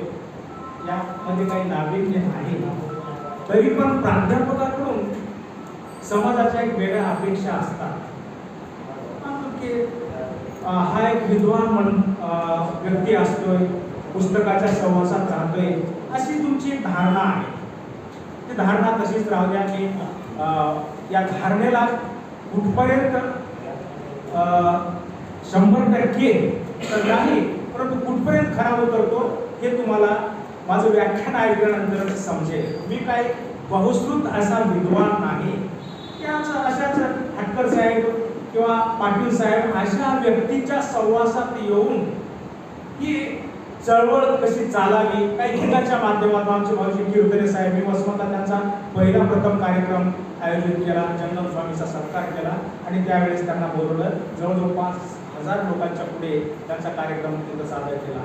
माळवट्यामध्ये विहार उभं केलं, 4 एकर जमीन त्या ठिकाणी घेऊन तहसीलदार कदम साहेब होते, आता रिटायर झाले, त्यांच्या माध्यमातून हे सर्व चळवळ जेवढी होईल तेवढी. आम्हाला सिद्धार्थ पाटील होता येत नाही, हटकर साहेब होता येत नाही, परंतु जे अपेक्षा एक या बाबासाहेबांची या शिकलेल्या वर्गाकडून होती ती अपेक्षा काही अंशी, काहीच नाही ते तर कणे नाही, ते करण्याचा आम्ही प्रयत्न करतोय. आणि एक वैचारिकता, एक दुसऱ्याला सुधारणं तर शक्य आहे का नाही हे तर मला ठाऊक नाही, परंतु आपण का होईना, स्वतः का होईना या प्रवाहात राहावं या उद्देशानं हे चिंतन मंथन या चळवळीच्या अनुषंगाने मी करतोय. आणि आपल्या समोर डॉक्टर बाबासाहेब आंबेडकरांचे शैक्षणिक विचार प्रस्तुत. बहिष्कृत बहुजन समाजाची उन्नती होणं अशक्य आहे. बाबासाहेबांच्या अगोदर देखील महात्मा फुलेने सांगितलेलं आहे की वाक्य देखील आपल्याला सर्वांना माहित आहे, ते रिपीट करत नाही. एवढे अनर्थ एका अविद्येनं केलं असं महात्मा फुले म्हणतात. म्हणजे आपण शिक्षणाच्या प्रवाहापासून दूर होतो. शिक्षणाची मक्तेदारी एका विशिष्ट समाजाची असल्या कारणाने आपल्याला शिक्षणापासून वंचित केलं गेलं, म्हणून आपली प्रगती झाली नाही असं महात्मा फुले आणि बाबासाहेब म्हणतात. एका ठिकाणी बाबासाहेबांनी म्हटलेलं देखील होतं की व्यक्तीचा किंवा एखाद्या समुदायाचा शिक्षणाचा अधिकार नाकारणं म्हणजे त्यांच्या क्षमता मारून टाकणं अशी ही बाब आहे असं बाबासाहेब म्हणतात. म्हणून आमच्या ज्या क्षमता होत्या, बहुजन समाजाच्या क्षमता होत्या, त्या क्षमतेला मारण्याचं काम या प्रस्थापित व्यवस्थेने केलं. आणि बाबासाहेबांनी हे जाणलं आणि जाणूनच त्यांनी शिक्षण हे पहिल्या प्रथम घेतलं पाहिजे, म्हणून त्यांनी शिक्षण संस्थेची निर्मिती करायला आरंभ केले. आपल्याला माहित आहे, दुसरा समाज देखील माहित आहे, दुसऱ्या समाजाने आपल्या समाजाची उन्नती करण्यासाठी वेगवेगळे माध्यम वापरतात. काही सोसायट्या काढतात, काही कारखाने काढतात, पण बाबासाहेबांना ती अपेक्षित नव्हती. मला माझा समाज कोणता साखर कारखाना काढल्याने समोर येणार नाही, माझा समाज कोणती सोसायटी काढल्याने पुढे येणार नाही, परंतु माझा समाज जर त्याची जाणीव, स्वतः शिक्षणाची जाणीव त्याला झाली किंवा स्वतः काय आहे त्याची जाणीव जोपर्यंत त्याला होत नाही तोपर्यंत तो जागृत होत नाही, असा बाबासाहेबांचा विचार होता. म्हणून त्यांनी शिक्षण व्यवस्थेला प्रथमतः प्राधान्य दिलं आणि बहिष्कृत समाजाच्या हितासाठी बहिष्कृत हितकारी सभेची स्थापना 1924 ला केली. आणि त्याच सभेच्या माध्यमातून सोलापूर येथे प्रथमतः त्यांनी वसतिगृह स्थापन केलं. बाबासाहेबांनी 1925 मध्ये, जून 1925 मध्ये वसतिगृह स्थापन केलं आणि त्या वसतिगृहाला अनुदान त्याच म्युनिसिपालिटीकडून 4,000 रुपये अनुदान देखील मंजूर करून घेतलं. आणि ते वसतिगृह अविरत पद्धतीने कसं चालेल यासाठी बाबासाहेब हमेशा लक्ष द्यायचे. कारण त्यांनी जाणलेलं होतं की खेडोपाड्यातले विद्यार्थी शिक्षणापासून वंचित का आहेत.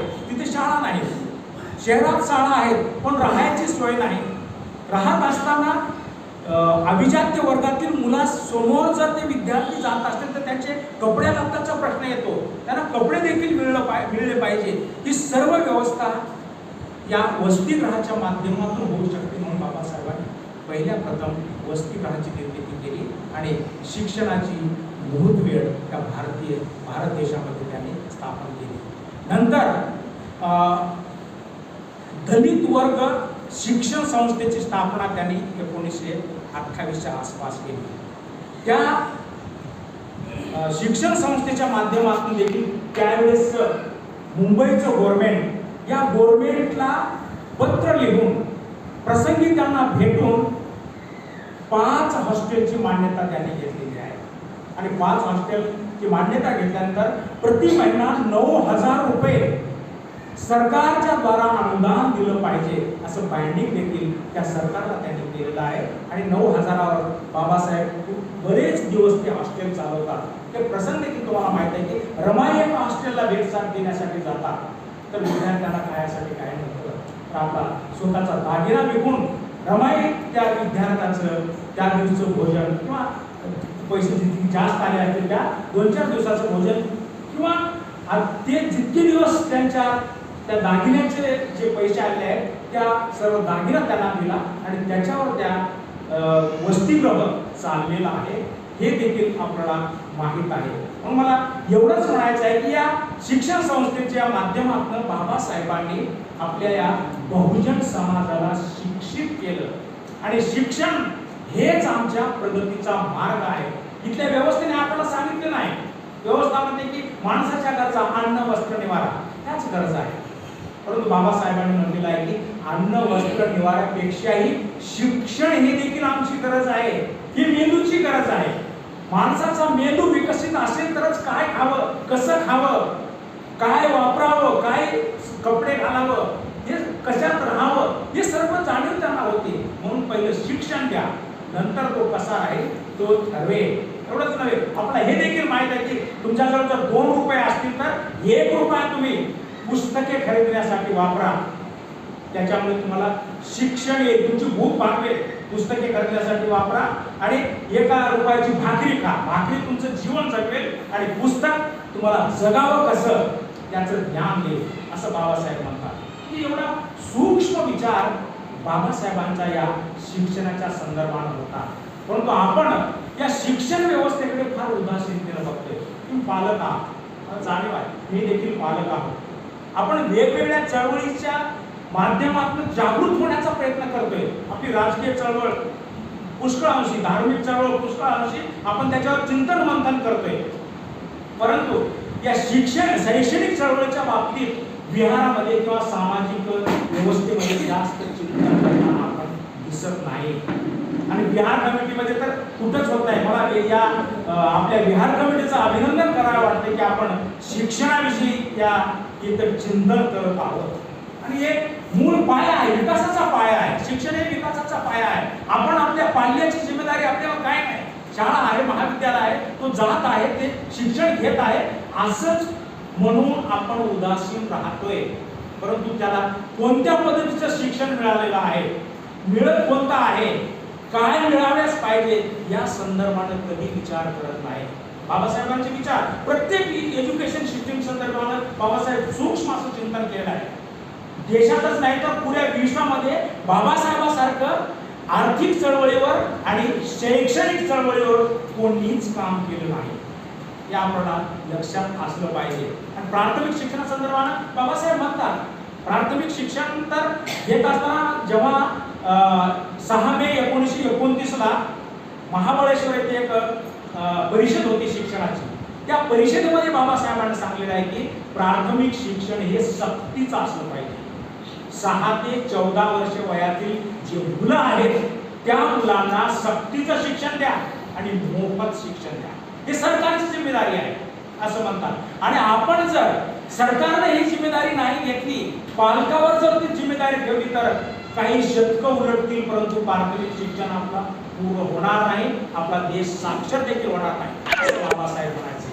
म्हणून त्याने सरकारवर जिम्मेदारी दिली की तुम्ही प्राथमिक शिक्षण सक्तीचं करा आणि मोफत. संविधानामध्ये सक्तीचं शिक्षण केलंय. 45व्या कलमामध्ये सर्वांना 6 ते 14 वर्ष वयोगटातील सर्व विद्यार्थ्यांना शिक्षण हे सक्तीचं केलेलं आहे. मोफतच्या संदर्भात बाबासाहेब म्हणतात जे धनिक पालक आहेत त्यांच्याकडनं फीस घ्या आणि जे कमजोर आहेत ज्याच्याकडे पैसा नाही अशांच्या मुलांना त्या पैशाच्या आधारावर शिकवा, मोफत शिकवा असा बाबासाहेबांचा त्या ठिकाणी विचार होता. आणि एवढंच नसून ते पुढे म्हणतात प्राथमिक शिक्षण हे केवळ 12 खडी शिकवणं नाही, ते बाबासाहेबांचे विचार आहे. 100 वर्षापूर्वी बाबासाहेबांनी सांगितलेले की प्राथमिक शिक्षण हे 12 खडी शिकवणं नाही, तर मुलांचे मन प्राथमिक शिक्षणापासून सुसंस्कृत झाले पाहिजे असं बाबासाहेब म्हणायचे. आपण आजच्या घडीला विचार करा, बाबासाहेबांचे विचार आज आम्हाला प्रासंगिक का वाटतात? आज देखील आमच्या शिक्षणामध्ये, प्राथमिक शिक्षणामध्ये केवळ 12 खडीचाच पाढा गिरवताना दिसतात. इंग्लिश मिडियमच्या शाळा आहेत, कॉन्व्हेंटच्या शाळा. त्या कॉन्व्हेंटच्या शाळेमध्ये आपला मुलगा जातोय, मुली जातात, परंतु तिथे काय शिकतात आपण पालकांनी कधी बघितलं का? त्यांनी केलं का? का एक शिक्षक असल्यामुळं मी थोडं पोट तिडकीने बोलावं असं मला वाटतंय. कारण का कॉन्व्हेंटच्या स्कूलमध्ये मुलं गेल्यानंतर 4थी 5वी पर्यंत फक्त त्यांनी फळाचे नावं, फुलाचे नावं, नातेसंबंध, प्राण्याचे नावं, ABCD, A for apple, B for boy, हे याच्यामध्येच तो गुंतून आहे. त्याला आकलन कधी होईल? आपल्याला माहिती आहे की आपण शिकलेले आहात मराठी मीडियमचे, अधिक इथले बसले सभागारामध्ये विद्वान मंडळी मराठी मीडियममध्ये आपण शिकलेले आहोत. 4थी मध्ये आपण शिकताना आईवर अत्यंत सुंदर निबंध लिहिलेला आहे. माझी आई अशी, माझी आई तशी, माझ्यासाठी काय काय करते, डबा कसं करते, हे मुलं लिहिलेले आहेत. तुम्ही देखील लिहिलेले आहात. माझ्या गावचा सण पोळा अतिशय उत्कृष्ट पद्धतीने विद्यार्थी 4थीचा लिहिलेला आहे. पण आताच्या कॉन्व्हेंटच्या मुलाला सांगा माय मदर लिहायला लावा, काय लिहि, आकलनात नाही. कोणते सण उत्सव तर शक्यच नाही. कारण का? हे शिक्षण गुणात्मक पद्धतीचं नाही, बाराखडीच मिळवण्याचं शिक्षण आपण आपल्या पाल्याला देत आहोत. जी बाबासाहेबांनी संकल्पना त्यावेळेस मांडलेली होती, ती संकल्पना आज देखील आमच्या शिक्षण व्यवस्थेमध्ये रुजत आहे. तरी देखील पालक त्याच शाळेकडे आपल्या मुलाची भरती करण्यासाठी डोनेशन देऊन त्याच्या मागे लागलेले आहे. हे कशासाठी? अट्टहास. माझा असा नकारात्मक दृष्टिकोन नाहीये, कॉन्व्हेंटच्या शाळेमध्ये मुलांना टाकू नका अजिबात, असा माझा दृष्टिकोन नाहीये. शिकलं पाहिजे, इंग्रजी भाषा शिकली पाहिजे. इंग्रजी भाषा ज्ञान भाषा आहे. कारण का इतर शाळेमध्ये, आमच्या मराठी मीडियम शाळेमध्ये तुम्हाला संस्कृत शिकवण्यात येते. संस्कृत कोण्या जनतेची भाषा नाही, फक्त देववाणी आहे असं म्हणून ते आमच्यावर आज लादत आहे. इंग्रजी भाषा ज्ञान भाषा आहे, जागतिक भाषा आहे. इंग्रजी मधलं जेवढं ज्ञान आहे तेवढं इतर भाषेमध्ये कोणत्याच भाषेत नाही. हे शिकलंच पाहिजे, इंग्रजी भाषा शिकलीच पाहिजे. परंतु जेव्हा प्राथमिक शिक्षणाचा पाया जर मजबूत झाला, नंतर तुम्ही द्या ना मुलांना शिक्षण. भाषा शिकण्यासाठी जास्त काही कष्ट लागत नाहीयेत. खूप क्लासेस निघाले आहेत. 2 महिन्यात 3 महिन्यात फाडफाड इंग्रजी बोला, खूप क्लासेस आहेत. इंग्रजी तुमच्या पाल्याला बोलता येईल. पण संकल्पना क्लिअर आहेत का? हे संकल्पना क्लिअर करण्यासाठी आई बापाला जी भाषा येते त्या भाषेमधूनच त्यांचं प्रायमरी एज्युकेशन होऊ द्या. तरच आपला बाल्य या स्पर्धेच्या युगामध्ये टिकेल. नाहीतर तो आपला जाणं, नाहीतर तो बस शाळा बाह्य विद्यार्थी होईल, असं मला या शिक्षण व्यवस्थेच्या बाबतीत पाहिल्यानंतर वाटतंय. कारण का आम्ही जे शिक्षण द्यायला पाहिजे विद्यार्थ्यांना त्या पद्धतीचं शिक्षण इथं देत नाही. आणि त्यावेळेस बाबासाहेबांनी म्हटलेलं होतं, शिक्षणाची जिम्मेदारी ही सरकारची असली पाहिजे. शिक्षणाचं खाजगीकरण करू नका, शिक्षणाचं सार्वत्रिकरण करा, असं बाबासाहेबांचा विचार होता. परंतु आज आम्ही पाहतोय सगळीच व्यवस्था खाजगीकरणाच्या क्षेत्रात पदार्पण करताना दिसत आहे. शिक्षण व्यवस्था देखील खाजगीकरण अधिक मात्राने झाल्यामुळं आम्हाला कोणते संस्कार मिळावं ते आम्ही ठरवत नसतो, ते खाजगीवाले लोक ठरवतात आणि आम्ही ते संस्कार घेत आहोत. या तिकडे देखील आम्ही फार गांभीर्यानं बघितलं पाहिजे असा माझा मानस आहे. कारण का आपण उठाव करतोय, चळवळी करतोय, खूप ठिकाणी चळवळी करतोय, परंतु या शिक्षण क्षेत्रामध्ये आपल्या पाल्याला काय मिळत आहे या संदर्भात कधी चळवळी आपल्या देशात होताना दिसत नाही. ही एक आपल्यासाठी विचारणीय बाब आहे असं मला वाटते. कारण का या कोणातरी एका विद्वानाने म्हटलेलं आहे की या देशाला धोका आतंकवादी प्रवृत्तीपासून नाही, जे चांगले लोक आहेत ते चांगले लोकांच्या उदासीनतेमुळे धोका आहे. चांगले लोक मला काय करायचं, बस मी शांत राहतो, मला त्याच्यामुळे काही संबंध नाही असं म्हणून आपण शांत राहतो, त्याच्यामुळं हे आतंकी प्रवृत्ती, भ्रष्ट प्रवृत्ती गोकाळत आहे आणि धोका आम्हाला होत आहे. म्हणून आपण शांत राहता कामा नये असा एक माझा मानस होता. आणि बाबासाहेबांनी म्हटलेलं आहे की शिक्षणापासून तुम्ही कोणीही दूर जाऊ नका. स्त्री शिक्षणाचा देखील पुरस्कार बाबासाहेबांनी केला. म्हणले की स्त्री जर शिकली तरच समाजाचा उद्धार होईल. ज्या समाजाची स्त्री शिक्षित आहे तो समाज उन्नत होईल असे बाबासाहेबांचे विचार होते. कोलंबिया विद्यापीठात जेव्हा शिक्षणासाठी बाबासाहेब गेले होते 1913 मध्ये एक पत्र लिहितात तिथून. त्यांचे एक वडिलांचे सहकारी त्यांना पत्र लिहितात आणि म्हणतात की आपण जर भारतामध्ये स्त्री शिक्षणाचा पुरस्कार केला आणि स्त्री जर शिकू लागली तर आपल्या समाजाची जास्त झपाट्याने प्रगती होईल, असं बाबासाहेब तिथून पत्रातून म्हणतात. म्हणून बाबासाहेबांना या स्त्री शिक्षणाविषयी देखील फार अस्मिता होती, आपुलकीची भावना होती. आणि विद्यार्थ्यामध्ये राष्ट्रीयत्वाचा भाव जर जागृत करायचा असेल, त्यांना देशभक्ती शिकवण्यापेक्षा सैनिकी शाळेमध्ये एक विशिष्ट वयामध्ये त्यांना सैनिकी स्कूलमध्ये दाखल करा. खुद त्याच्यामध्ये हे राष्ट्रीयताचे भाव जागृत होतील, असं बाबासाहेब त्यावेळेस म्हणाले होते. आणि उच्च शिक्षणाविषयी देखील बाबासाहेबांचे फार महत्वाचे विचार आहेत. ते म्हणतात की 100 10वी पास विद्यार्थ्यापेक्षा 1 MA पास विद्यार्थी मला मोलाचा वाटतोय, असं म्हणतात.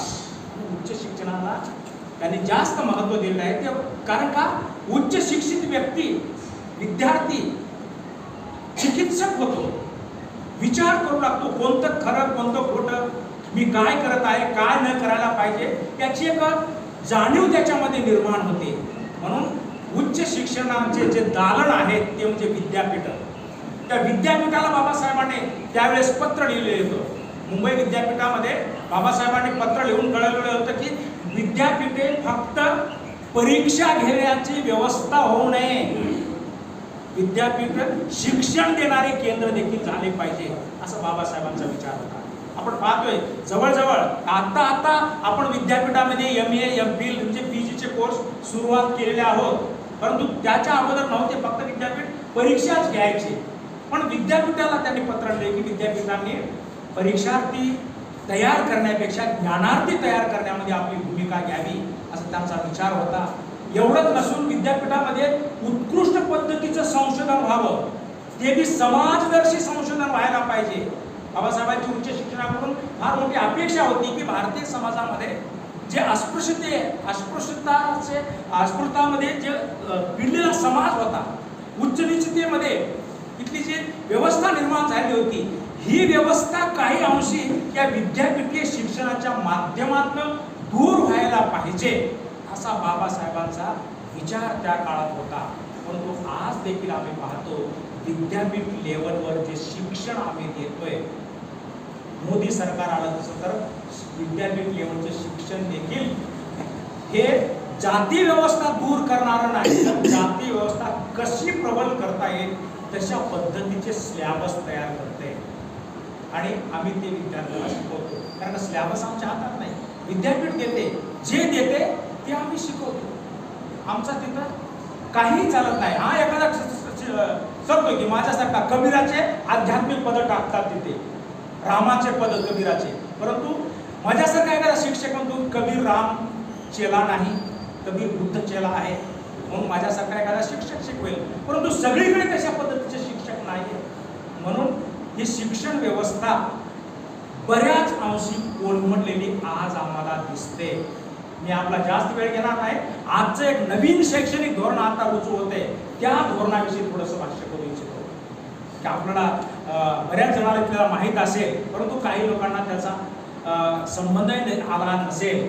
कारण का आपल्या देशामध्ये शैक्षणिक धोरण ठरत असतं. 48ला राधाकृष्णन आयोग आला, 1968ला कोठारी आयोग आला, नंतर 86च्या आसपास त्याच आयोगाला मॉडिफाय केलं गेलं आणि 86 पासून ते आजपर्यंत म्हणजे जवळजवळ 38 वर्षामध्ये आपल्या शिक्षण व्यवस्थेमध्ये कोणताही बदल झाला नाही.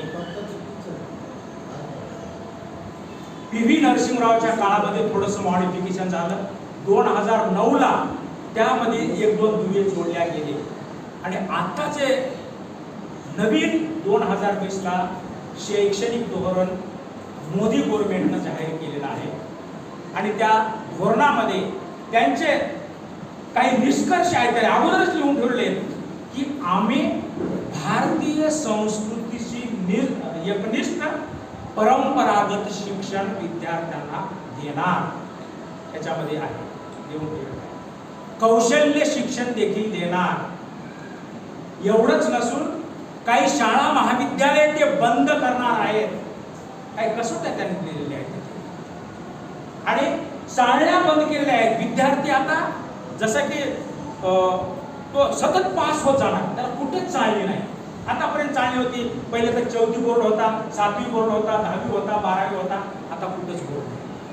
या नवीन शैक्षणिक धोरणामध्ये कुठंच बोर्ड नाही. पहिलीला तुम्ही LKGला टाका, 12वी पास होऊन तुमचा विद्यार्थी कुठंच त्याला अडवत नाही. आम्हाला असं हे पुढच्या वर्गात म्हणजे प्रमोट करणारं शिक्षण विद्यार्थ्यांना द्यायचं आहे का? नाही. बाबासाहेबांची ती अपेक्षा नाही. आम्हाला या शिक्षण प्रवाहात टिकलं पाहिजे, आम्हाला माणूस म्हणून जगता आलं पाहिजे, असं शिक्षण आम्हाला मिळालं पाहिजे. आणि हे मोदी गव्हर्नमेंट त्या शिक्षणापासून आम्हाला परावृत्त करत आहे. नको ते भाषा आम्हाला शिकवण्यासाठी ते आज आमच्यावर लादत आहे. संस्कृत भाषेचं हे लोण आमच्यावर लादत आहे. संस्कृत शिकलीच पाहिजे असा त्यांचा अट्टहास आज आम्हाला दिसतोय. पण आपण विचार केला पाहिजे, 3000 विद्यार्थी ज्या ठिकाणी आहेत तेच महाविद्यालय चालू असेल, बाकी सगळे महाविद्यालय बंद होणार. आता नांदेडचंच उदाहरण घ्या झालं तर नांदेडमध्ये फक्त पीपल्स महाविद्यालय आणि यशवंत महाविद्यालय या 2 महाविद्यालयाची संख्या 3000 होऊ शकते. बाकी कोणत्याच महाविद्यालयाची संख्या 3000 नाही. म्हणून सगळे महाविद्यालय बंद पडणार. तालुका स्तराचे महाविद्यालय बंद पडणार, जिल्ह्याचे सर्व महाविद्यालय बंद पडणार. तर आमची शिक्षण प्रक्रिया कशी चालणार हा फार मोठा प्रश्न आहे. या संदर्भानं देखील आपण विचार केला पाहिजे. आम्ही इतर या ठिकाणी असा पद्धतीचा काही विचार करत नाही. आणि काही तर म्हणतात की 35 पर्यंत 2035 पर्यंत ज्ञानाची महासत्ता हे भारत असेल असं सांगून टाकतात. हमखास असे वक्तव्य प्रधानमंत्र्यांकडून असे केले जातात. अशा पद्धतीची जर शिक्षण व्यवस्था निर्माण केली तर आम्ही महासत्ता कसे होतो? अशक्य आहे. तरी देखील म्हणजे त्यांचे जे अनुयायी आहेत, हे अनुयायी याच शिक्षण व्यवस्थेचा उदो करतात. म्हणजे 38 वर्षानंतर नवीन शिक्षण व्यवस्था आली. पहिल्या गव्हर्नमेंटला ते जमलं नाही, या गव्हर्नमेंटला आणली असं म्हणून उदो करतात. परंतु त्या व्यवस्थेमध्ये काय आहे याच्या संदर्भाने कोणी भाष्य करायला तयार नाही. म्हणून सुज्ञ पालकांनो मला आपणास विनंती करायची की या संदर्भाने पालकासाठी देखील मंच खुला आहे. परंतु कोणीच पालक या शिक्षण धोरणाविषयी लिहिताना दिसत नाही. कारण का प्रतिक्रिया मागवली सरकारने. 21 तारखेला तर मोदीने संपूर्ण विद्यापीठाच्या कुलगुरू प्राध्यापक सगळ्यांच्या पुढे भाषण केले की आपण नवीन शिक्षा नीती आणलेला आहोत, जगाची स्पर्धा करत आहोत. जर्मनी, जपान, अमेरिकेशी आपली स्पर्धा आहे. या स्पर्धेमध्ये उतरण्यासाठी हे शिक्षण धोरण किती मोलाचं आहे ते पटवून सांगतात आणि आम्ही निमूटपणे तो ऐकून घेतोय. ही फार शिक्षण क्षेत्रामध्ये उदासीनता या नवीन शैक्षणिक धोरणामध्ये आहे. आपण वेळीच सावध व्हा. मी आपला जास्त वेळ घेणार नाही. वेळीच सावध व्हा. आपल्या मुलांच्या क्षमता ओळखा. क्षमता ओळखून तो कोण्या क्षमतेमध्ये व्यवस्थित आहे, कोणती क्षमता त्याच्यामध्ये विकसित होणार आहे ती क्षमता ओळखून त्यांना ते एज्युकेशन द्यायचा प्रयत्न करा. आता याच्यानंतर बहुविद्याशाखी पद्धती राहणार नाहीये. आर्ट, कॉमर्स, सायन्स हे सगळे गेले. तुम्हाला संगीतही घेता येईल विषय, केमिस्ट्री घेता येईल, खेळाचा विषय घेता येईल, कोणताही विषय घेता येईल. एक विषय राहिला नाही. आता 3 विषय तुम्हाला जे आवडीचे आहेत ते घ्या म्हणतात. आणि कौशल्य शिक्षण देण्यासाठी ते आग्रही आहेत. परंतु कौशल्य शिक्षण कोणतं? कुंभाराचे शिक्षण. कुंभार सागावर मडकं तयार करणं ते कौशल्य. सुतारकी आम्हाला आली पाहिजे असे कौशल्य. अरे कॉम्प्युटर क्षेत्रामध्ये किती विद्वता आहे. देश, प्रगत देश या क्षेत्रामध्ये वेगवेगळे अनुसंधान करून चंद्रावर जाण्याची तयारी आहे, मंगळावरच्या पाण्याचं संशोधन करत आहे. आणि आम्ही ह्याच कौशल्य विकासामध्ये उपलत आहोत. आता आमची उन्नती कशा पद्धतीने होईल हे देखील आज शिक्षण व्यवस्थेच्या पुढे प्रश्न आहे असं मला वाटते. आणि म्हणून मी शेवटी एक उदाहरण देतो. जास्त वेळ घेणार नाही, एक 5 मिनिटाचा वेळ. आपल्या मुलांच्या क्षमता ओळखण्यासाठी एक उदाहरण. जसे की आपली जशी शाळा असते तशी पशु पक्ष्याची देखील शाळा असते. एक उदाहरण मी असंच ऐकलं होतं. त्याच्यामध्ये त्या पशु पक्ष्याच्या शाळेमध्ये बदल प्रवेश घ्यायला आला आणि त्या शाळेमध्ये विषय अगोदर ठरलेले होते. तुम्ही ठरवायचे नाही विषय, ती व्यवस्था ठरवते. पोहणे, उडणे, धावणे हे विषय होते. बदकाला प्रवेश घ्यायला. त्याला सांगितले की हे विषय आमच्याकडे आहेत, तुला ॲडमिशन घ्यायचं. बदक काय मला पोहता येते, धावता येत नाही, उडता येत नाही. शिक्षकांनी म्हणतो नाही, तुम्हाला विषय कंपल्सरी आहे, घ्यावंच लागणार. बदकाला ॲडमिशन घ्यावं लागलं. वर्षभर त्याला सांगितलं गेलं की तुला पोहता तर येते ना, चिंता करू नको. कारण तू उडायची प्रॅक्टिस कर, पळायची प्रॅक्टिस कर, धावायची प्रॅक्टिस कर. बिचारा बदक दररोज धावू लागलं, तिथपर्यंत गेले की दमू लागलं. उडायची प्रॅक्टिस करते, पंख फडवत नाही. अशा परीक्षा आली, प्रॅक्टिकलची परीक्षा. आणि ज्याला सांगितलं गेलं की अरे तुला पोहता येते, त्याची प्रॅक्टिस करायची गरज नाही. ज्याला पोहणं दिलंच नाही, आम्ही त्याला काय शिकवलं, तू चला पळा पळा उडा, हेच शिक्षण दिलं आणि तिन्ही विषयात तो फेल झाला. खरं बघता त्याची क्षमता होती पोहण्याची, परंतु त्याला पोहण्याचं शिक्षण नाही, धावण्याचं शिक्षण देत आहोत. आणि अशा पद्धतीनं आपल्या पाल्याला क्षमता आहे, पाल्यामध्ये काही क्षमता आहे, त्या क्षमता आई वडिलांनी ओळखल्या पाहिजे. प्रगत देशामध्ये क्षमतेची चाचणी घेतल्या जाते. जसं की पाटील साहेब इंजिनियर आहेत, इंजिनिअरिंग मध्ये त्या विद्यार्थ्याचं डोकं कसं चालते, मेडिकल मध्ये काय चालतं का, समाजामध्ये त्याच्या चळवळीमध्ये काय चालतं का, धार्मिक क्षेत्रामध्ये त्याचं चालतं का, वेगवेगळ्या क्षेत्राची त्यांची परीक्षा घेतली जाते. आणि ज्यामध्ये तो इंटरेस्ट दाखवेल, ज्याच्यामध्ये त्याला जास्त गुण पडतील, त्या पद्धतीने त्याला प्रवेश दिला जातो. आपल्याकडे कुठेही क्षमतेचं शिक्षण नाही, म्हणून क्षमता ओळखा. आई वडिलांनी क्षमता ओळखायच्या.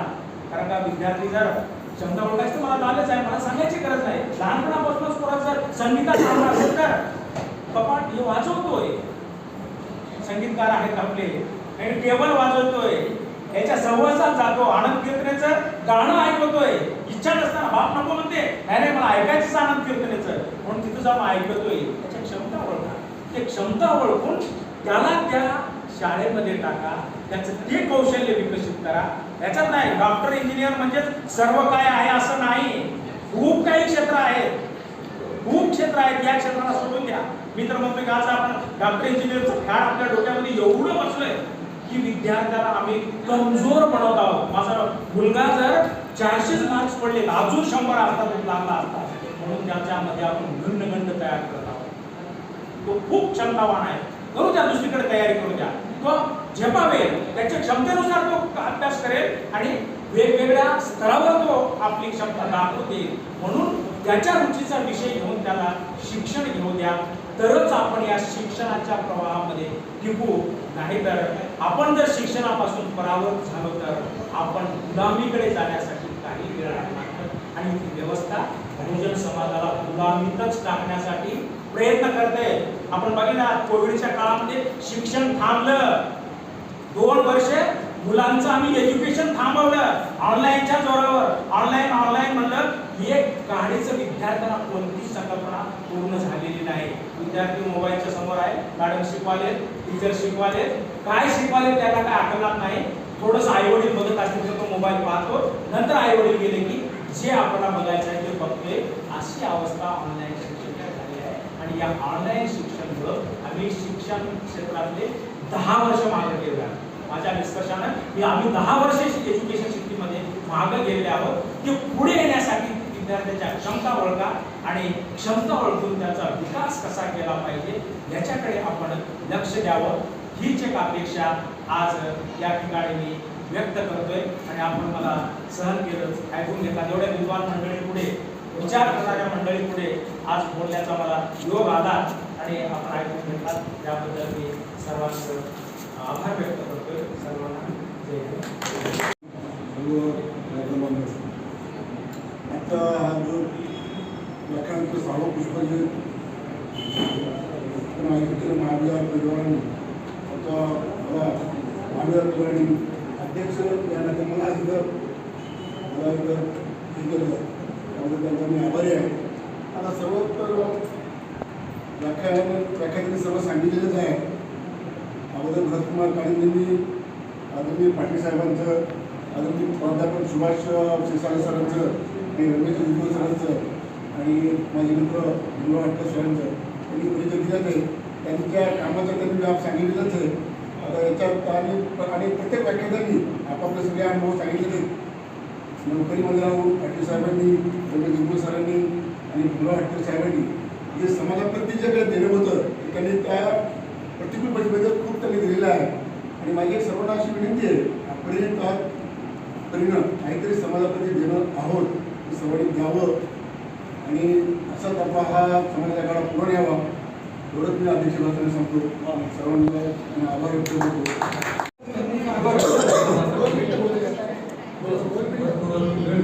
आदरणीय मंत्री तसेच आजच्या कार्यक्रमासाठी अध्यक्ष म्हणून आपले आदरणीय पंडित सर, तसेच ज्यांनी यशस्वीपणे अशी सेवा या ठिकाणी बजावली आणि समाजासाठी मोठं योगदान दिलं असे आमचे गुरुजी हटकर सर, तसेच सिद्धार्थजी पाटील सर की ज्यांनी खऱ्या अर्थानं भारतीय बौद्ध महासभेच्या माध्यमातून खूप उत्कृष्ट काम ते आताही करत आलेले आहे.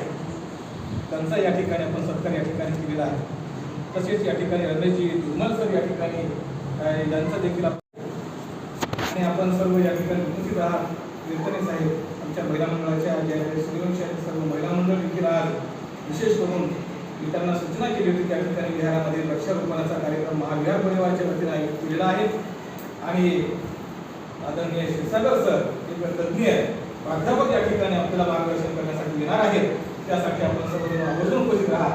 आणि त्यामुळे त्यांनी आज दुपारी 2 वाजल्यापासून उपस्थित आहेत त्याबद्दल मी खरोखर सर्वांचंच या ठिकाणी भरपूर वेळ आपण या ठिकाणी दिला, योगदान दिलं त्याबद्दल मी सहयोग नगर म्हातारा कृतज्ञ आणि महाविहार परिवाराच्या वतीनं सर्वांचं हार्दिक या ठिकाणी स्वागतही करतो आणि सगळ्यांचं मनपूर्वक आभार व्यक्त करतो. ढोळे सरांनी या ठिकाणी सूत्रसंचालन छान केलं, त्यांचे मी आभार या ठिकाणी व्यक्त करतो. आणि छोटी सूचना या ठिकाणी करू इच्छितो की येणाऱ्या पुढील रविवारपासून या ठिकाणी उपासकांसाठी भारतीय बौद्ध महासभेच्या वतीनं दर रविवारी उपासकांसाठी शिबिर या ठिकाणी लावण्याचं नियोजन आम्ही करत आहोत. खऱ्या अर्थानं आपण समाजामध्ये वर्तन करत असताना, वागत असताना, आचरण करत असताना जर काही आपल्यामध्ये काही उणीवा असतील तर त्या कशा स्वरूपात आपल्याला कमी करता येतील या पद्धतीनं त्या मार्गदर्शन शिबिराचा निश्चितपणे आपल्याला लाभ होऊ शकतो. त्या दृष्टिकोनातून मी सर्व उपस्थित मान्यवरांना विनंती करतो की त्यांनी देखील एक रविवारच्या दिवशी सकाळी 10 ते 5 वाजेपर्यंत हे शिबिराचं आयोजन केले जाणार आहे. तेव्हा आपण देखील आपली नाव नोंदणी जी आहे ती केली तर निश्चितपणानं फक्त 10 दिवसाच्या म्हणजे दररोज लगातार 10 दिवस जे आहेत वर्किंग डे मध्ये आपल्याला ते शक्य होणार नाही. त्यामुळे फक्त रविवारचा दिवस जो आहे असे 10 रविवार आपण दिले तर निश्चितपणानं आपल्याला या शिबिराचा लाभ घेता येऊ शकेल एवढी मी या ठिकाणी आपल्याला विनंती करतो. आणि या ठिकाणी मला आभार प्रदर्शनासाठी बोलवलं तेव्हा त्याबद्दल मी सर्व महाविद्यालय कमिटीचे देखील आभार व्यक्त करतो आणि माझी जागा घेतो. धन्यवाद. जय